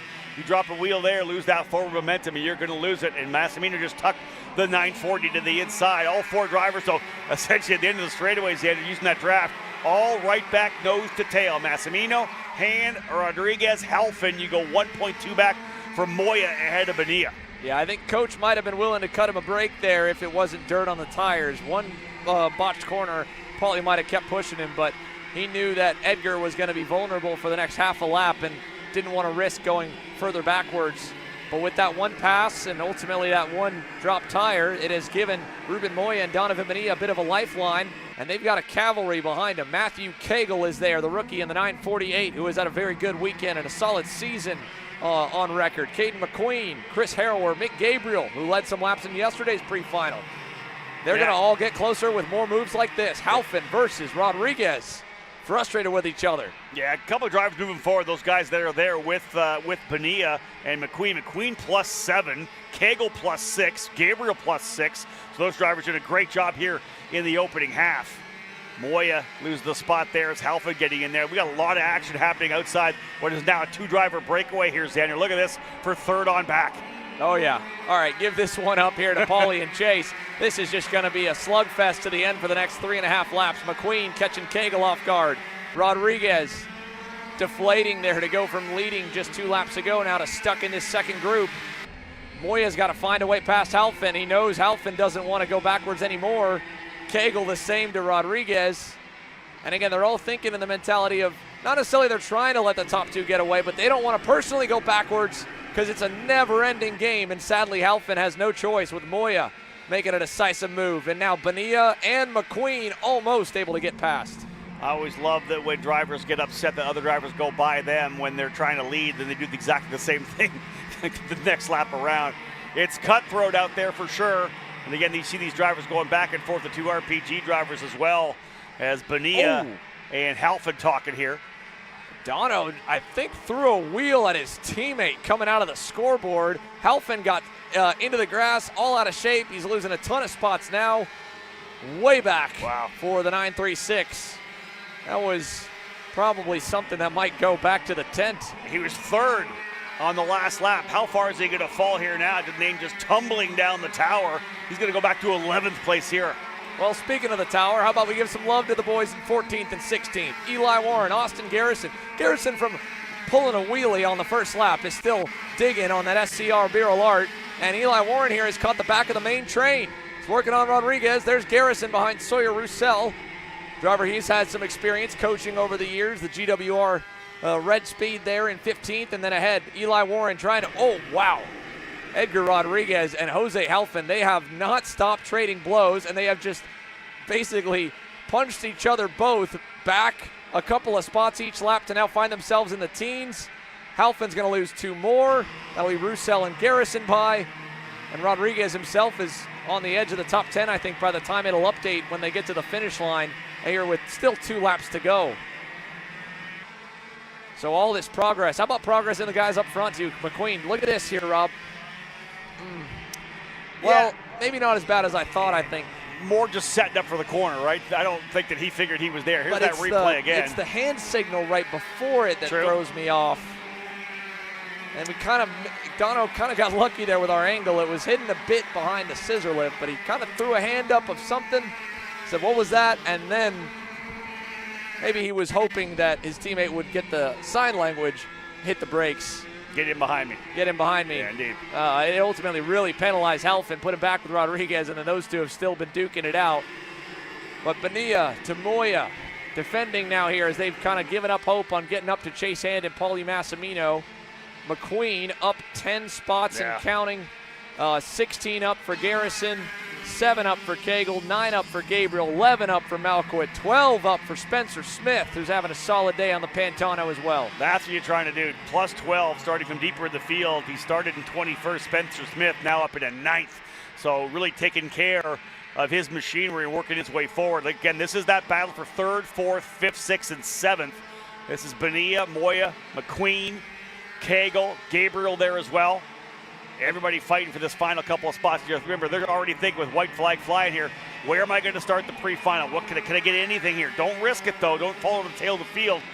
But the bottom line is, if I get 1 or 2 more spots here in this last lap, maybe take advantage of another driver's mistake, I'm going to find myself a full row forward for the main event. And again, we don't know what will happen on the final lap up front. Obviously, top 2 in the championship, with the championship locked away as this pack continues to shuffle and now spread apart a little bit for third, is Chase Hand. If I'm him, I look at this last lap as a golden opportunity. He has had the speed to win at least 2, if not more, of the main events on this year. He has not yet ticked off that box, and here you are, an opportunity to go mano-a-mano with one of the best in the business and the current provisional champion, Paulie Massimino. I would try something. I wouldn't just push away and collect the points. Make one move, see what you can pull off, because you got 4 seconds and counting back here to this group fighting for third, but he's got to get closer. We'll see as they exit the shark fin there. There they go to the last turn. Here comes the battle for third as well. Final lap, run into the main straightaway. We'll see if Hand and Massimino duke it out at all. I think he'll just wait to the main straight. Here he goes. Do you have the speed to get there? Chase Hand, yes sir. Good feel for what it's like to make that run on Massimino coming out of the final corner. The drag race to the line, 38 thousandths of a second. Chase Hand qualifies on pole, wins the pre-final as well. Perfect day thus far. Massimino, though, as we said, already got that championship locked. A strong run into second as they were able to pull away, letting those behind fight.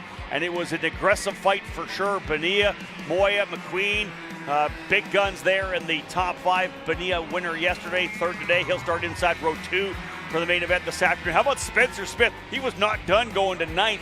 He is up 15, 21st, up to 6th for the Pantano driver, Spencer Smith. Excellent job, Isaac Malkit, there as well. So, full look at the results here from the pre-final. Chase Hand noted for the main event if he gets into a similar spot with Paulie Massimino and nothing changes. But again, they're going to have plenty of time to make those kinds of changes. Massimino, P2 on the road. Of course, the championship locked yesterday, and Chase Hand now with a healthy advantage here back to Caden McQueen and the rest of the field to get the number 2 plate heading into the main event. It won't be sealed there, but it is sealed for this man. On to you, Caleb. Thank you, Xander. And yeah, they were just talking about the half pushback here for Chase Hand. Provisionally, you are the winner of this pre-final. Provisionally, you have clinched this championship, Paulie. Just tell me about it, right? 2026 SKUSA Pro Tour champion in K100.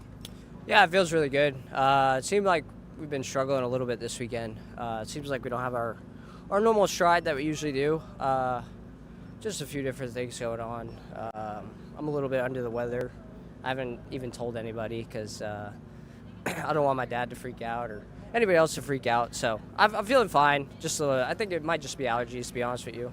It seems like I always get it here in Newcastle. But no, it feels good to be able to close out the SKUSA Pro Tour in 5 rounds. We had a really, really good, strong year in the KA category. I think the worst finish was 4th, so that was good enough to clinch it. I can't thank the whole BGR crew enough. My dad, of course, BBS Racing Engines for the amazing power. But we're still going to try and win today. Now there's no pressure. Yesterday I was kind of thinking about it a little bit, especially coming from the slow group, so it was always a thought in my mind. But now that it's clear, it's, you know, obviously no matter what, we were going to race for the win, but today it just makes it a little less stressful. Well, congrats on the championship, Paulie, and good luck for the rest of the day. Thank you. Champions aren't just born on the kart track. At SimShop, we deliver professional-grade simulators with the best performance-to-price ratio in the industry. Founded by racers who understand what you need, our SimMagic and Moza equipment is powerful enough for the pros, yet affordable for everyone. With unmatched customer support and a thriving community, we're your racing partner. Visit simshop.com today.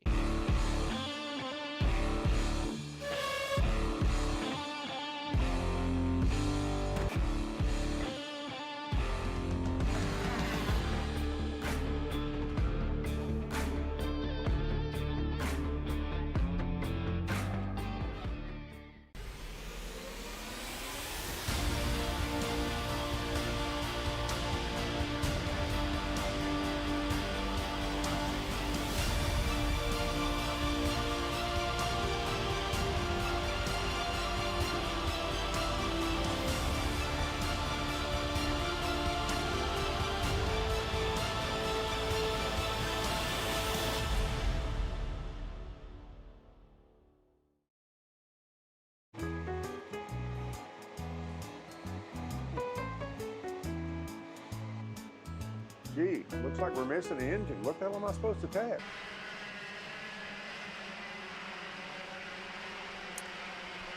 Back at it here at Newcastle Motorsports Park. X30 Junior drivers roll themselves out onto the racetrack as they get set for their pre-final as well. Marco Samet in the start of the pole position alongside Ashton Woon. Again, the championship still scrapping it up here. Maxwell Macha and Nathan Golseth will be on row number 2. Paxton Romero, Diesel Bazanski, row 3. Grayson Walcott alongside Royce Vega on row 4. Tristan Murphy and Colton Stiegenberg, both those drivers scoring junior wins yesterday. They will occupy row number 5. Brandon Ing and Braden Wagner, row 6. All the way back to 13th for Travis Pettit. You know he'll be able to work his way forward fairly quickly. Qualifying Xander did not go quite as planned for Travis Pettit, but these opening couple laps, I expect he'll be up on the wheel. Yeah, this was the beginning of what seemed to be a bit more of the mist that shook the grid up entirely. Paxton Romero and Diesel Bazanski, two of their best qualifying efforts. Bazanski's first Pro Tour start here, P6. Marco Samet. Cincinnati had one really good junior race and one so-so for him both days. Today, from the pole here in pre-final action for X30 Junior as Ashton Woon goes to the dirt. Off the rip, looks like most are going to at least keep the wheels going the right direction. Into 3, does that keep them going? No, 2 or 3 off. Turn 3. One of the factory cars spun fully around there, the 788 machine. I believe that might have been Connor Lipka. And indeed, there was one more collected with him too, but Samet to Macha there in the Paralin with the yellow helmet, to Nathan Golseth for Speed Concepts in 3rd, and then a pair of RPGs. Great start for Grayson Walcott on the move from 7th. He's up to 5th and looks to be right behind Paxton Romero, and going by him now for 4th. There's Grayson to the inside, the Chicago, Illinois native, moving the chains. We'll see where Woon ends up after getting shoveled to the outside there, full throttle, but man, you got to hold on when you get pushed to the outside there of turn 1, and you're trying to get that turn in to 2. Some aggressive moving early on. Good stuff there for Nathan Goldseth. He'll work his way up into the 2nd. Here comes Maxwell Macha. He'll take the spot as well. And Goldseth, after making the move, thought he may have got steamrolled, but did a great job to roll the outside of that corner, get up on the exit curbing, and holds that spot. In fact, not only does he that, Xander, he'll go right by Macha on the inside. So from getting potentially past in turn 17 to take him 2nd back over in turn number 1. And he covered a little bit in 3, which is just going to continue to give Marco Samet room to breathe out front and bring more back to him. Ashton Woon, 7th after the opening lap, 8th behind Colton Stiegenberg. Colton trying to keep him at bay, and there's right behind Tristan Murphy as well, which is good news for Travis Pettit as he's got to keep his eyes on Woon and where the 703's at. Pettit a little bit further back, but starting to move and creep towards the top 10 with Walcott now dealing with Murphy, still following on Golseth. He'll have to send it on Nathan, and he does for 3rd. A deep move there for 3rd place on the road. Grayson Walcott now back under fire for it. Golseth hanging on, and it'll give Macha room to go. Yeah, indeed. The battle is essentially now from Golseth on back as the two front runners with a little bit of breathing room. Good start for Pettit, even though still 13th. You got to get through those opening couple of laps. That's one of the things. Yeah, you can potentially, attack and make some passes, but the last thing you want to do is, especially when you start outside the top 10, even further outside the top 10, get involved in one of the early lap incidents. Just to take your time. If you got the pace, let the field all of a sudden kind of line up, and then you can go to work. You guarantee, Pettit already up to 10th. So 13th at the end of the opening, or lap number 2, or lap number 1, lap 2, he gets 3 spots. So working his way to 10th position, now going to work on Bazanski. Pretty wild moments there for Ashton Woon and Grayson Walcott. Walcott lost the spot to Murphy. Woon looked to go on him in 3, couldn't, and then kind of mistimed both of them with each other of how they'd get back into line for turn number 4. It put Ashton in the dirt, and then he nearly got clobbered by Paxton Romero. Good bit of give and take here, though, for the whole X30 Junior field, especially for their first season running without pushback bumpers in these early couple laps, to not have anyone go out from all of that. It has accordion down the pack quite a bit. The big loser there, Colton Stiegenberg, dropping a few, and the big winner has been Travis Pettit, because there's been so much action here in the first 10 spots. It's allowed him to keep within shouting distance of the leaders, and this time by the loop, he should be up to at least 9th by my math right now, counting him on the track, and it could get quickly higher than that. Murphy to 3rd. Yeah, good job for Diesel Bazanski as well. With he and Pettit able to go forward, Bazanski gets himself up into 8th on that factory car machine. The Lando Norris of Pettit now up into 9th. So indeed, finally things kind of settling in. You see the battles that are starting to form up right now. Golseth going back on Walcott here. That's actually Woon. I thought that was good. That was Golseth, but no, that is actually Woon getting by. So he gets by Walcott for 5th. Golseth still right there with Murphy, Macha with Salmon. There's a look at the live leaderboard right now. Travis Pettit starting to really make some gains here with another pass. But again, Ashton Woon equally is going back forward, going back in the right direction with the move on Grayson Walcott to get up to 5th to tighten things here at the top. Tristan Murphy doing everything in his power as well to stay well within it.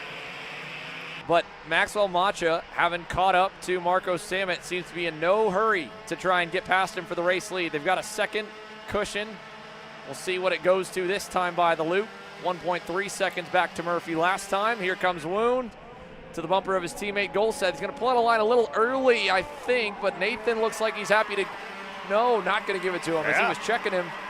Again, Ashton pulling out a line that early on the straight. He had the run, so you kind of want to roll with it, but Nathan was still well too close to Tristan Murphy. The draft pulled him back ahead. Look at that. Travis Pettit, fast lap, 109.512. Gets by Bazanski on that last lap. Grayson Walcott with a problem. 7:44 off the racetrack, hand in the air. A shrug almost, like he wasn't quite sure what for. Was that a meatball flag? Did you see that? I didn't. I'm not sure. We'll have to see. Maybe Caleb can keep an eye on what happened to to Grayson Walcott. A heartbreaker for him. He's had more drives through the field, I think, this year than he's had around his regular pace. And today looked like it was going to be a step forward, qualifying 7th and getting as high as 4th here in the early going, as high as 3rd, and now he'll go to the tail for the main. And that's a gift for Pettit as well. Like we said, he just went purple from 8th. Walcott was running 6th. So without even getting another pass done, it'll move Pettit up into the 7th position as he now focuses forward on Paxton Romero.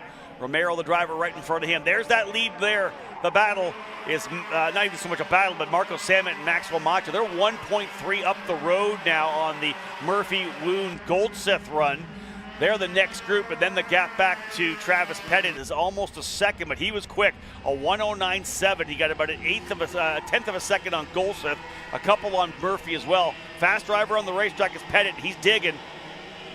There's the head-to-head, as you can see there. A couple of laps, obviously, in the delta from having the draft versus having to make a move here in the early going of this X30 Junior Pre-Final. We're working on lap number 6 right now of Travis Pettit versus race leader Marco Samet. So last time by, having to potentially having the whole pack get tripped up a bit. He was the next one to get to Walcott. So with Walcott pulling out of the way, might have hurt him a little.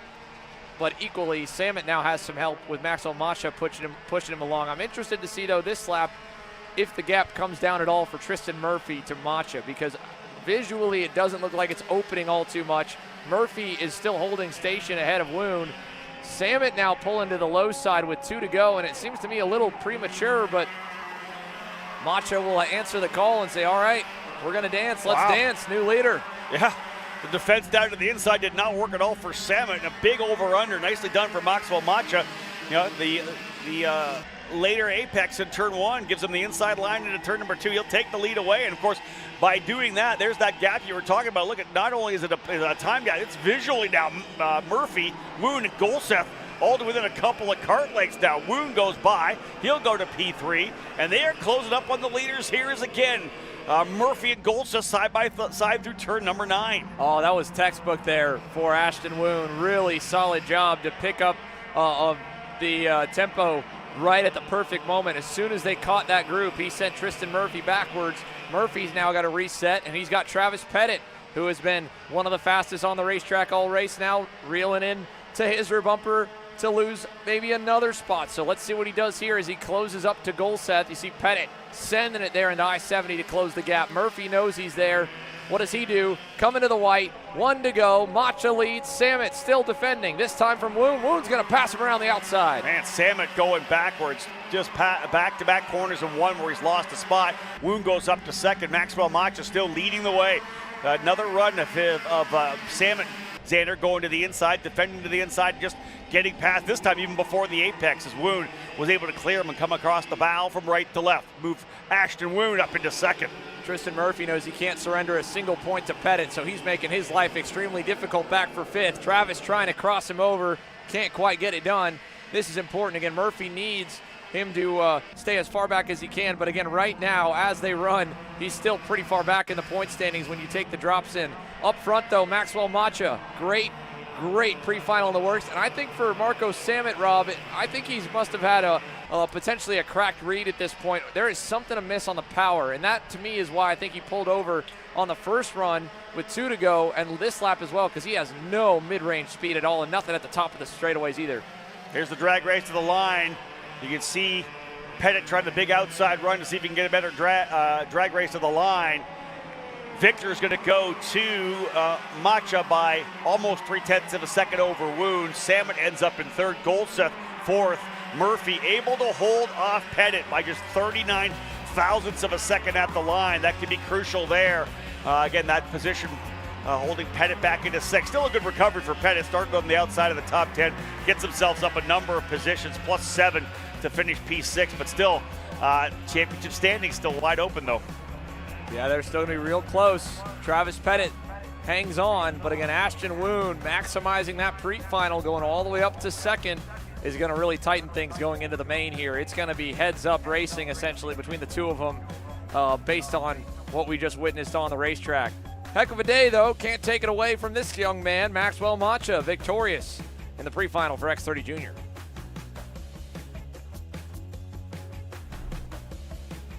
More to go.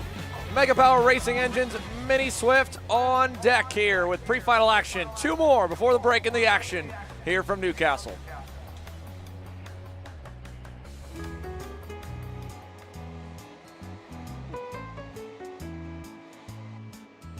Gee, looks like we're missing the engine. What the hell am I supposed to tag? What do you mean? It's my Greyhound. It's all I need. Where's the rest of it? It doesn't matter. It's a Greyhound. You gotta make weight. Okay, you're good. I'm sitting by here with Kyle, our race winner. Tell me how you did it. You were blazing fast out there, and I mean, you don't even have a go-kart, man. Tell me about it. Yeah, you know, Norberg, Schmorberg, the Greyhound-powered Greyhound was great today. You know, it makes the difference. And the team's been working really hard back at the shop, and, you know, just shout out Greyhound. Thank you, Kyle.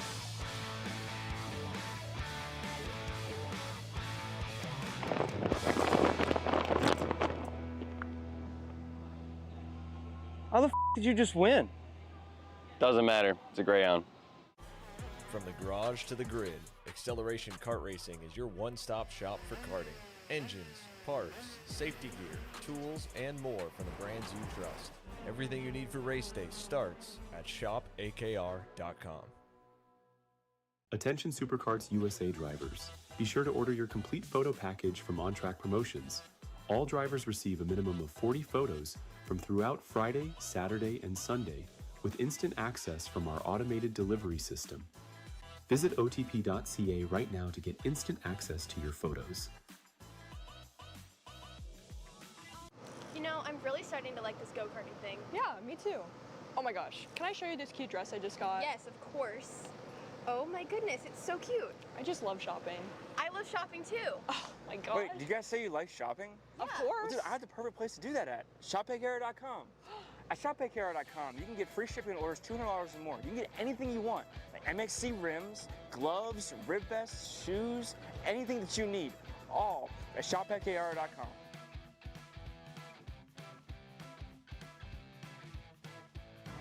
Who is he talking to? No idea. But we're gonna have to check it out. Sounds like a great deal. Sure does. Good morning, everyone, and welcome to the Motorsports. Cut. You all right, man? You sound way off. What? I don't know, you sound like you're asleep still. Is the age finally getting to you? You're only how old, 42? Dude, I'm 27. I'm not even 3 years older than you. Well, that's pretty old. Well, that's 3 years away from Masters, dude. You need a little pick-me-up. Try a Perico. It's a healthy energy drink alternative. Do you walk around with these in your pockets? I actually do. Always two, one for me and clearly one for you. Whatever. Not that old, dude. Did it help though? Yeah. Pericazo, and you are that old.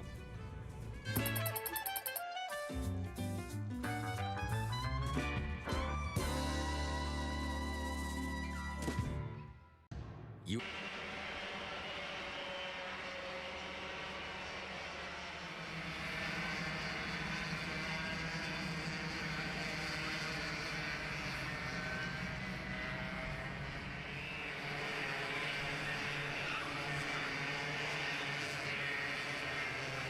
Two more pre-finals here before it's just main events left in the 2026 Superkarts USA Pro Tour.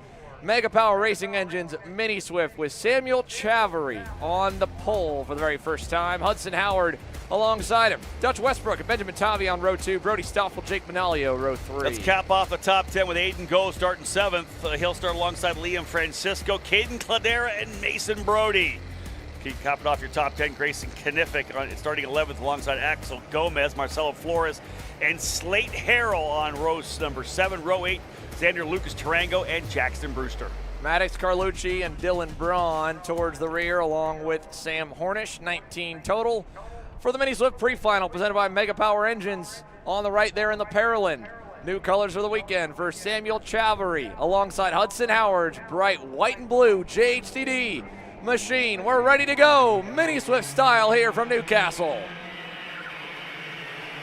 Chavery with a big jump to the right side. Make sure he sets up for the left-hander of turn number 1. Gets through cleanly. Thus far, drivers doing a great job through 1, 2, 3, and now 4. All 19 through cleanly as we roll our way down.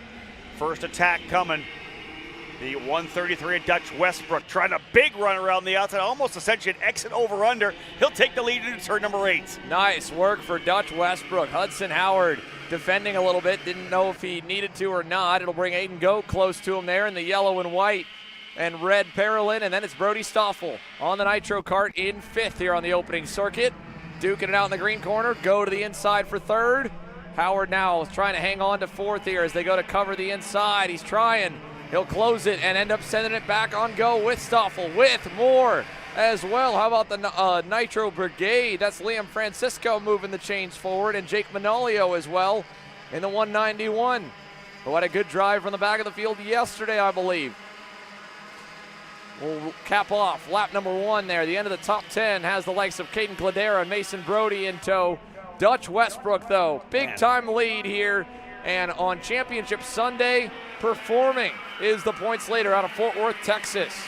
Entered this session here, 41 markers provisionally up on Mason Brody, and now staring at 100 points with clear track out front and potentially out back, pulling away. Yeah, fantastic overtake that we saw in turn 6, then through 5 rather, then into turn number 6 to get that done. And he is just jetted away right now. Obviously the fastest driver on the opening lap, but lots of open racetrack for him. Samuel Chavery behind him in the 106. And they're just dicing it out for P3 right now. They're not even lining up to try to reel them in. Manalio finally works his way now up into the 3rd spot. Francisco's in there. Hudson Howard's in there. Yeah, they are just all scrapping it out right now as opposed to trying to work their way forward. Even Brody Stoffel, he's got himself in the position as well. But that's that next group. Looks like 6 or 7 drivers, Xander, in that. Yeah, 7 now in that group. They're essentially the chase group, but they're having their own little scrap right now. They are. They're having quite a bit of movement. Mason Brody there with a pass in the shark fin. Biggest mover, though, of the top 10 up until this lap was Liam Francisco, up 3. Up 4 just outside and cracking into the top 10 now is Slate Harrell. And he's at the back of that main contingent a little ways before you find Caden Cladera and company. That'll put 2 down with Francisco going purple on the move and pulling away from this group that has Hudson Howard at the front. Mason Brody dive bombing inside and past him there in 3. Go the same on Brody Stoffel with Slate Harrell following. Yeah, we'll keep an eye on the pace for Manalio and Francisco. That's that next group, that chase group. They've got a little bit of a gap on the next group behind them. But you see they have them lining up right now. Manalio and Francisco, who just went purple, are now working together. They may be able to roll up to Chavery here now. That's the thing to watch out for. Last time by, they were quicker than Chavery by about 0.3 of a second. They were only 0.9 off at the line, so give them 3 laps. Yeah, I saw that. A little contact potentially coming out of turn 10. Yeah, just right at the cut point there on our angles here. Hudson Howard, Aiden Go colliding a little bit. No harm, no foul, though. A couple car lengths surrendered, and that's about it. Here's a little further back, the likes of Lucas Tarango trying to move the chains forward. Head of Axel Gomez, Marcelo Flores, Benjamin Tavi, Maddox Carlucci. Cladera has slid back a little bit. It's Grayson Kanific on the edge of the top 10 on the Velocity Sodi. And look at the lead here for Dutch Westbrook by himself, charging away. Here comes Manalio with a huge head of steam for second. He'll take it. Yeah, that's what I was expecting, right? That they were able to reel in Chavarri, and they did. And immediately Manalio going purple on that lap made the move to the inside. He takes the spot away, so move Manalio up into second spot. The gap at the line between Westbrook and Chavarri was just over a second. In effect, Westbrook with a pretty good lap, but still, Xander Manalio a half a second faster than the leader on that last lap. But again, that was in the draft. This lap will be the real test, so we'll keep tabs on the gap as equally we get ready for the final session coming up here, Pro X30. Caleb Viesca down on pit lane as we keep our eyes on the racetrack as well. Yeah, thank you, Xander. We're sitting by here with Caden McQueen. This is the best that you've been all year, getting ready to start pole here this weekend at the final round. The SKUSA Pro Tour for the pre-final. Caden, just talk to me about this year, first of all, and talk to me about this weekend, because I know it's been a struggle to get to this point right here. Yeah, I think we've been a little bit up and down all year, especially coming into this weekend as well. We've been on our back foot quite a bit. The first day testing didn't go to plan, really. We didn't get to do many laps just because we had an issue elsewhere. Yeah, just kept chipping away, and hopefully the speed can stay now. We'll see. And again, after the Supernats, right, it was the best that we had seen from you in 2025, fighting for wins this year. You guys couldn't keep it, but now at the final round, we're back to where we were in November. What would be an ideal result for you? Do you think you have the pace to stay out in front this weekend? Well, I mean, where we finish up on quali, if we can keep with the similar speed, I think we should be okay, and we'll definitely put a good race up. But yeah, we'll see.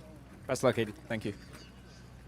Caden McQueen and Velocity Sodi here, starting from the pole in Pro X30. They're 2.5 laps away from getting the command to fire engines.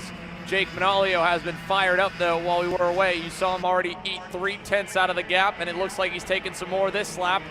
Keeping tabs on that while we look further back.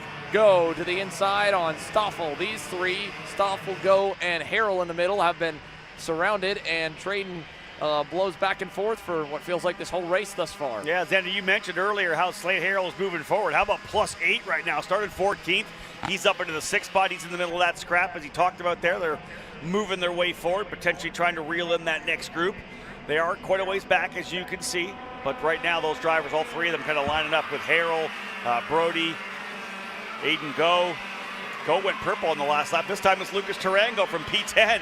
A 1:15.914, but maybe more importantly up front right now, just 0.2 of a second now. Manalio into that window where he's going to be able to leverage Westbrook, and he is on top. In fact, locked onto the rear bumper already, and Chavarri trying to do exactly the same thing.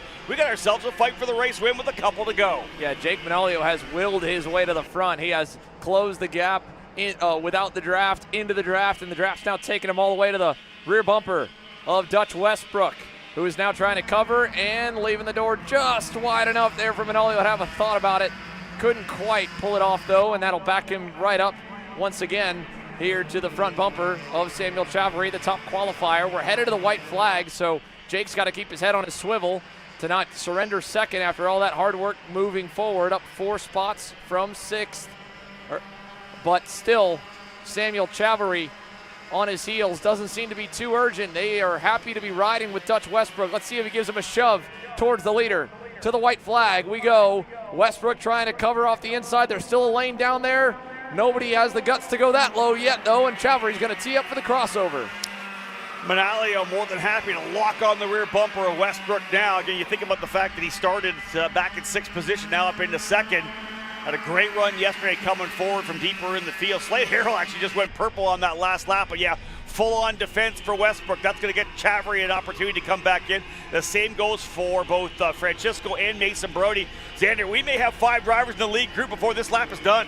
And to be honest, Jake Manalio, I think he's doing what we haven't mentioned yet as well. The fact that the finish line from last year to this year has changed and has gone back to the original SKUSA finish line that they started using when they first visited this place over 12 years ago for the initial Summer Nationals visit to Newcastle at the end of the Long Pond straightaway. So with that in mind, maybe the leader is a sitting duck. If you're in the mind of Jake Manolio, you want to stay second. You want to hope that Chavry gets a good run. You do as well, and you beat him in the photo finish. We're going to see what happens here. Does anyone try to make the move before the main straight? Chavry's going to tee up a high side run. Manolio got a little out of shape there, but he's right with a potential shove. Let's see it. To end the pre-final in mini swift, a big run for Manolio with help to the line. Yes, Jake Manolio, 0.02 of a second over Dutch Westbrook at the final moments to steal the win. Showing the patience, Xander, over those last couple laps. There was opportunities for him to take the overtake, knowing Chavary and Brody, Francisco were all kind of coming into battle with him. He held the spot, made the move, got the job done. 64 thousandths of a second at the line. Chavary back, only 200ths though, as Xander said, for Manolio over Westbrook. All told, a good run still for Westbrook, stacking up the points he needed to. Great run for Slate Harrell as well. Fast lap of the race on lap number 7. He goes up from 14th up to P6. Still a good points all for Dutch, but he'll have to settle for P2. Jake Manolio victorious in Mini.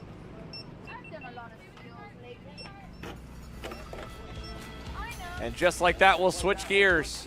Pro X30, Caden McQueen back at the pointy end of the grid, and Jesus Vasquez Jr. as well, from starting tail end of the field and going up nearly 20-plus positions in the opening laps of yesterday's main event. He gets to go from the front end of the 35-driver grid here today. How about Paulie Massimino? Outside shot at the championship.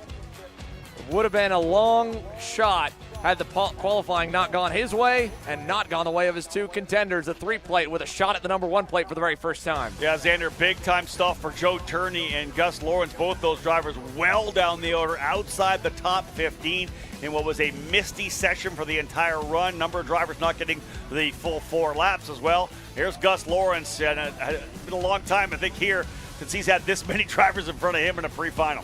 How about JT? All the way back on the outside lane here, outside the top 20. We'll have to keep our eye on Joe Turney, trying to march from all the way back here towards the front. And he's not alone with contenders from yesterday. P2 at the box at round number 5. Oliver Hodgson with some work to do as he tries to chop some wood up the field.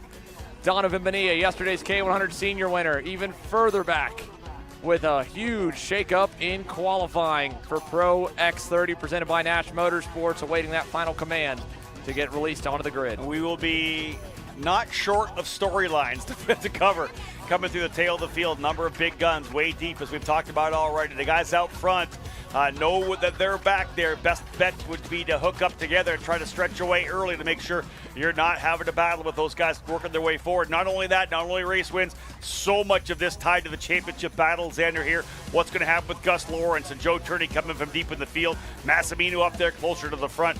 This particular race here could set the stage to see what we're actually going to be talking about in the main event this afternoon. Yeah, this could all of a sudden really tighten things up. Paulie Massimino over 100 points back going into this pre-final. But if he stays up front, it could be a 3-way all-out fight for the Pro Tour Championship. $10,000, the Pro Tour entry for 2027 in tires, and the Supernats entry, and a guaranteed Super Sunday starting spot, which, believe it or not, plenty of drivers in the top championship positions over the years have had to lean back on to save their Super Nationals efforts. And if it's anything like what we saw in some of our main events in 2025, you can start way back. Gus Lawrence was a full straightaway back in the opening couple laps before he ended up, when the dust had finally settled, as the 2025 Super Nationals champion. And now he tries to back up that effort here with a Pro Tour title, but they're all rolling behind Caden McQueen and Velocity Racing Sodi, as the command to fire engines has been given here. We're all over the place on our picks for the day, qualifying all over the place. Probably the biggest mix-up, I think, of the season here when it comes to the heavy hitters and the drivers with speed throughout the entire 35-driver grid, Rob. Like you said, not short at all on storylines here at the Summer Nationals. Yeah, you know, as that qualifying session kind of played out with Turney hanging way back and Lawrence hanging way back. We didn't really, I think, fully grasp the actual mist that was going through that session. We didn't realize how tough it was going to be. It really has swapped things around. Caden McQueen starting on the pole alongside Jesus Vasquez Jr., Paulie Massimino, and Jose Vitor Cabanas on row number 2. McQueen and Cabanas coming out of the slow group, along with Davin Roberts, the young buck, starting on the inside of row 3 alongside the number 4 plate, Diego Ramos. Blake Nash on the outside edge of the cut line for the Circle of Champions Fund in 10th, entering today. Rolling from 7th, Fion Shi, Jake Drew, and Eric Doan, highest qualifying rookies there, starting 8th and 10th. Just outside the top 10, Luis Fernando Nunez starting 11th alongside James Overbeck, Remy Andreatos, and Jose Alejandro Halfin will be on row number 7. Row 8, 2 drivers to watch. This is a strong one. Ruben Moya on the inside, Gus Lawrence on the outside. Xander, row 8 for 2 drivers with the potential to win here today. Finnegan Bailiff, Hector Iturriaga, Andre Nicastro, and rookie Keegan Kaminsky. Both drivers on row number 10 trying to turn around their days after colliding on Saturday. Turn around their weekends, I should say. Sergei Karamsili starting alongside Peyton Anderson. And then look at row number 12. Right, Oliver Hodgson on the inside, Joe Turney on the outside, right behind them. Former Pro Tour X30 Pro Champion Hannah Greenmeyer back with us here this weekend. She'll start 25th alongside Alex Miller. Final few starters here with Caleb Gaffaro, James Cushman, Donovan Mania, Alexander Savage, Mason Kuhn, Aiden Galway, Max Klein, Wrigley Keys, and Emiliano Lima. Your 35 drivers for Nash Motorsports Pro X30. Pre-final action from the final day of the SKUSA Pro Tour is underway.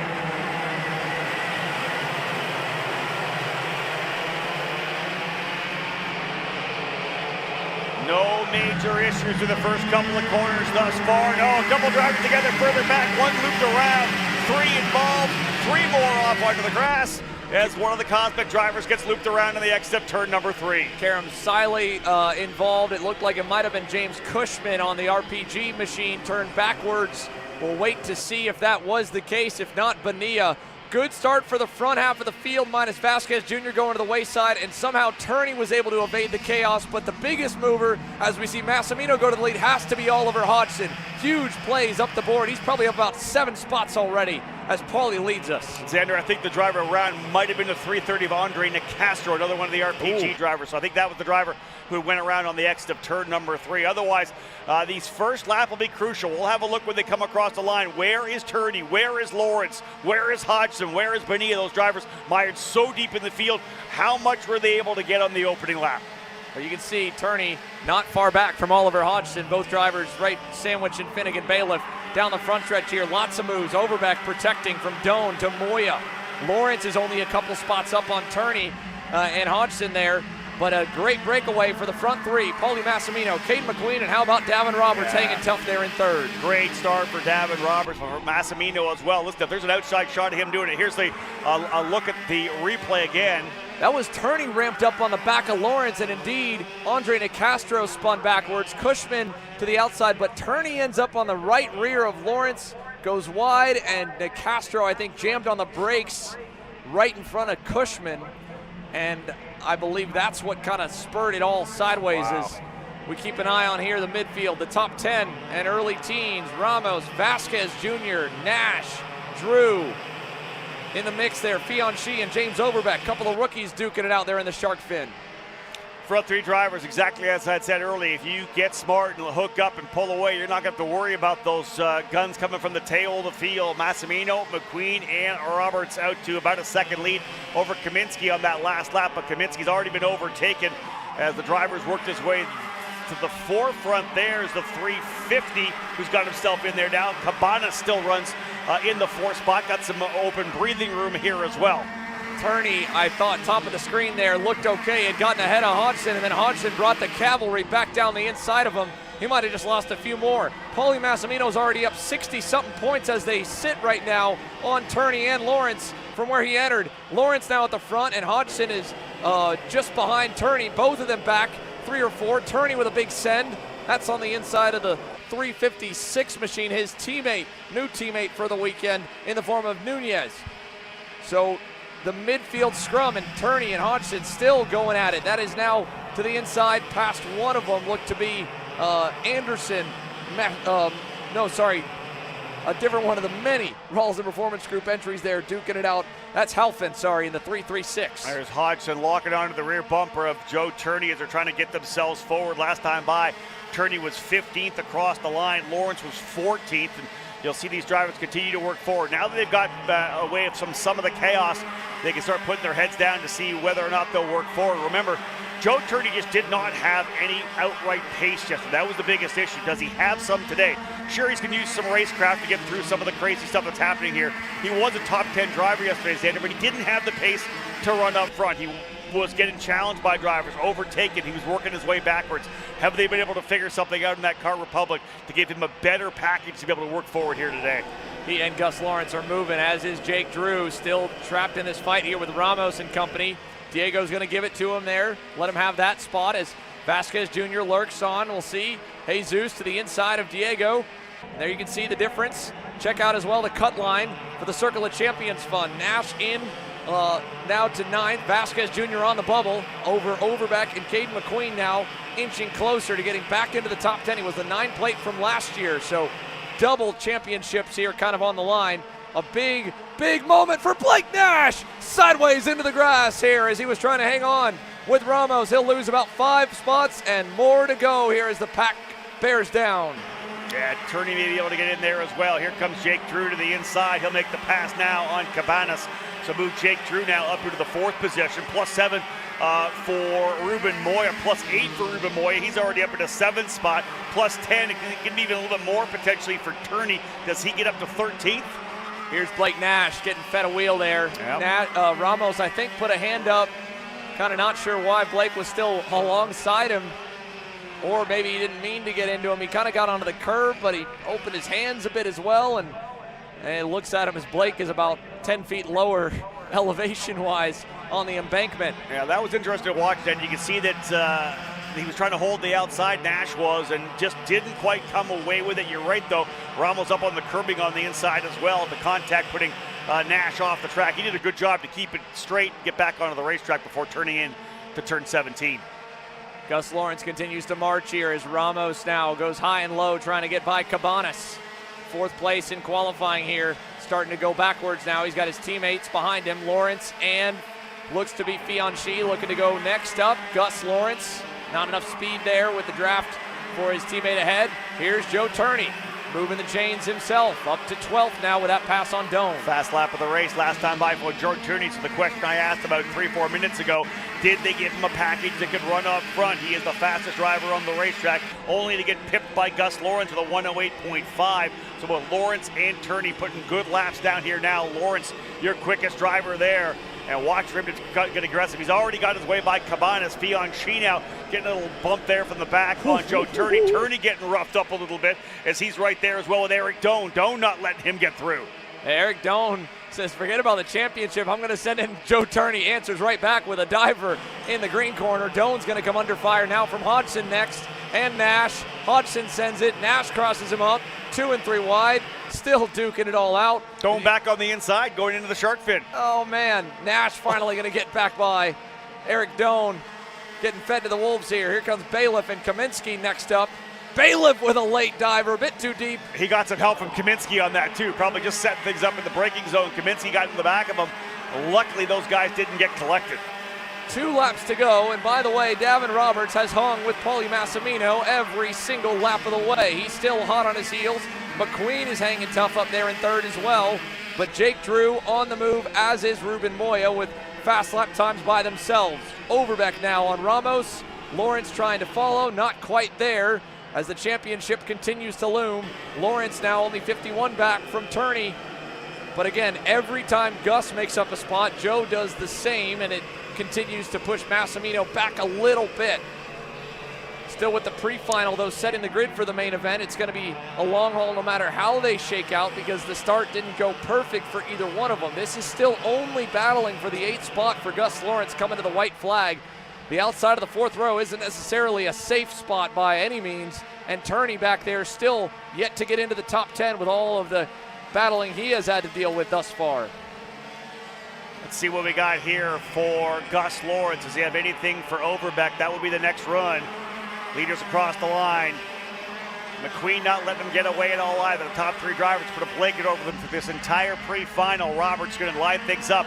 Does he have anything here right now for Paulie Massimino? What a run this has been for Davin Roberts of the RPM machine, the number 311, having a great run. Here's watching the remainder of the field come through turns 3 and 4. Doan looked like he was trying to get it on the inside of Keegan Kaminsky, and those two collided right there in front of us at turn 4. The leaders still in lockstep, couple car lengths apart. We'll see if Roberts can mount any kind of charge here in the closing stages of this pre-final. Got a good run there going into turn number 11. There'll be a car length back as they go into the infield hairpin for the final time. Massimino trying to maximize the day. 100 points on tap. It's a 10-point swing if he can't pull off this pre-final win. He needs a picture-perfect run out of the shark fin and one more. That was a good one. Here will be the big effort to lead onto the main straight. Roberts trying to get a decent one. I don't think he'll be close enough. So Paulie Massimino, it'll be a tight run to the line. No, maybe Roberts has a shot at the line. Davin gets it. Davin Roberts, pre-final winner in a photo finish. Wow. More drivers do the same thing. A lot of side-by-side action across the line. Another fast lap for Gus Lawrence as he comes across P8. 18 thousandths of a second. Davin Roberts gets the run. Great drive out of turn 17 through 18. Paulie tried to come across the racetrack a little bit to stop it. Davin just kept coming left, just enough room. Give him 56 inches maybe on the inside. He comes away with an 18 thousandths of a second victory. How big is that for Davin Roberts and his confidence going into the main event? Talk about it here. Young, I believe just 14 years old, Davin Roberts. 18 thousandths up on Paulie Massimino, and a valuable 10 points, unfortunately, left on the table for the BJR driver. Still puts him in a good spot. But how about it for Ryan Perry Motorsport here in Pro X30?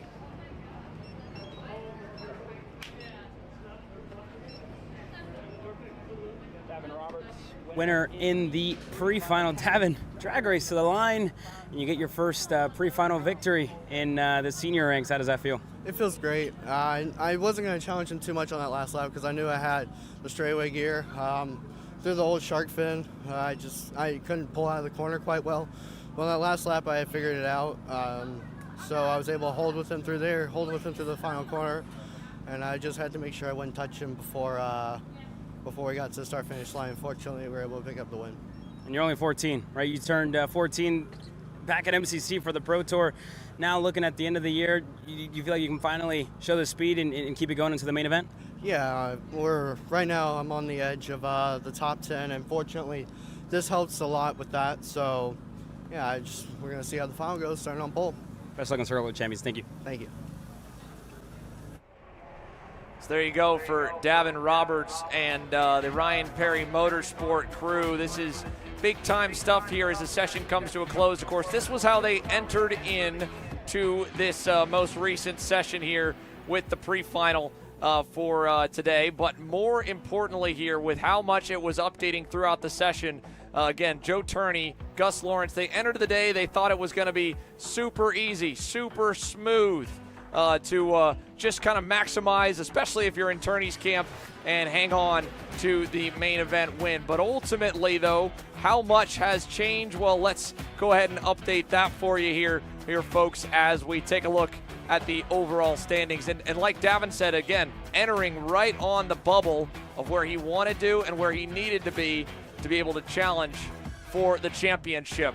53 points now heading into the main event, assuming it's a must-perform day, which it essentially is for the top three, for Joe Turney to Gus Lawrence. That about kind of holds the same, but Paulie gets a lot closer. That means that back of the top 10 results for Turney and only a couple spots ahead of Lawrence. Could see the 3-plate go to a 1-plate here in the championship. Jake Drew and Ruben Moya, they're close as well in the fight for 4th. That's a little swing, and then Davin Roberts jumps up into the top 10, moves up to 8th off the back of that pre-final win. Yeah, good for Davin Roberts there. Again, he talked about the fact he knows he's just on the inside right now. That cut line for the Circle of Champions, a big victory there, adding those points he needs to see how close it is. He's only 1 point behind Diego Ramos, significantly behind Oliver Hodgson, but for Roberts, lock that thing down with a good finish in the main event. He'll be super good in 2027. Good stuff for him today. And then here's a look at the Circle of Champions cut line here with Roberts plus 40, Blake Nash plus 14. Vasquez Jr. on the bubble. Overbeck on the outside, 18 back. Caden McQueen, 30 back off the back of a solid pre-final. He puts together a good main event. He could sneak his way back into that top 10. Donovan Bonilla, Keegan Kaminsky, and Eric Doan, your top 15. Good looks all around here and a lot to keep tabs on as we move into the afternoon, folks. We'll take a quick commercial break. We'll be back with more action. The on-track activity continues here later on today. Pro Shifter main event will be the next one that'll hit the road. You have to fight to pull ahead, to find your edge, to do whatever it takes to make you 1/10 of a second faster, smarter, more committed than the other guy, because you've got the kind of passion that can overcome the impossible. And we've got the most powerful performance race fuel available to help you do it. Sunoco Race Fuels. Take the lead.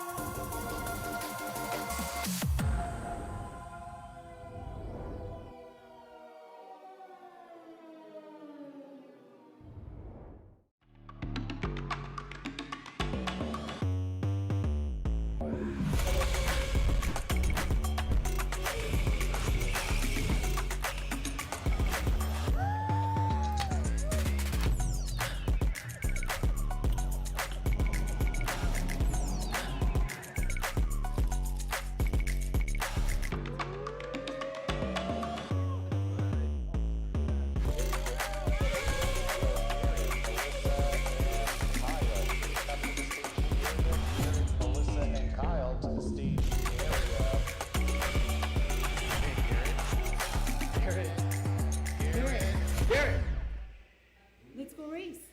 Come on, man.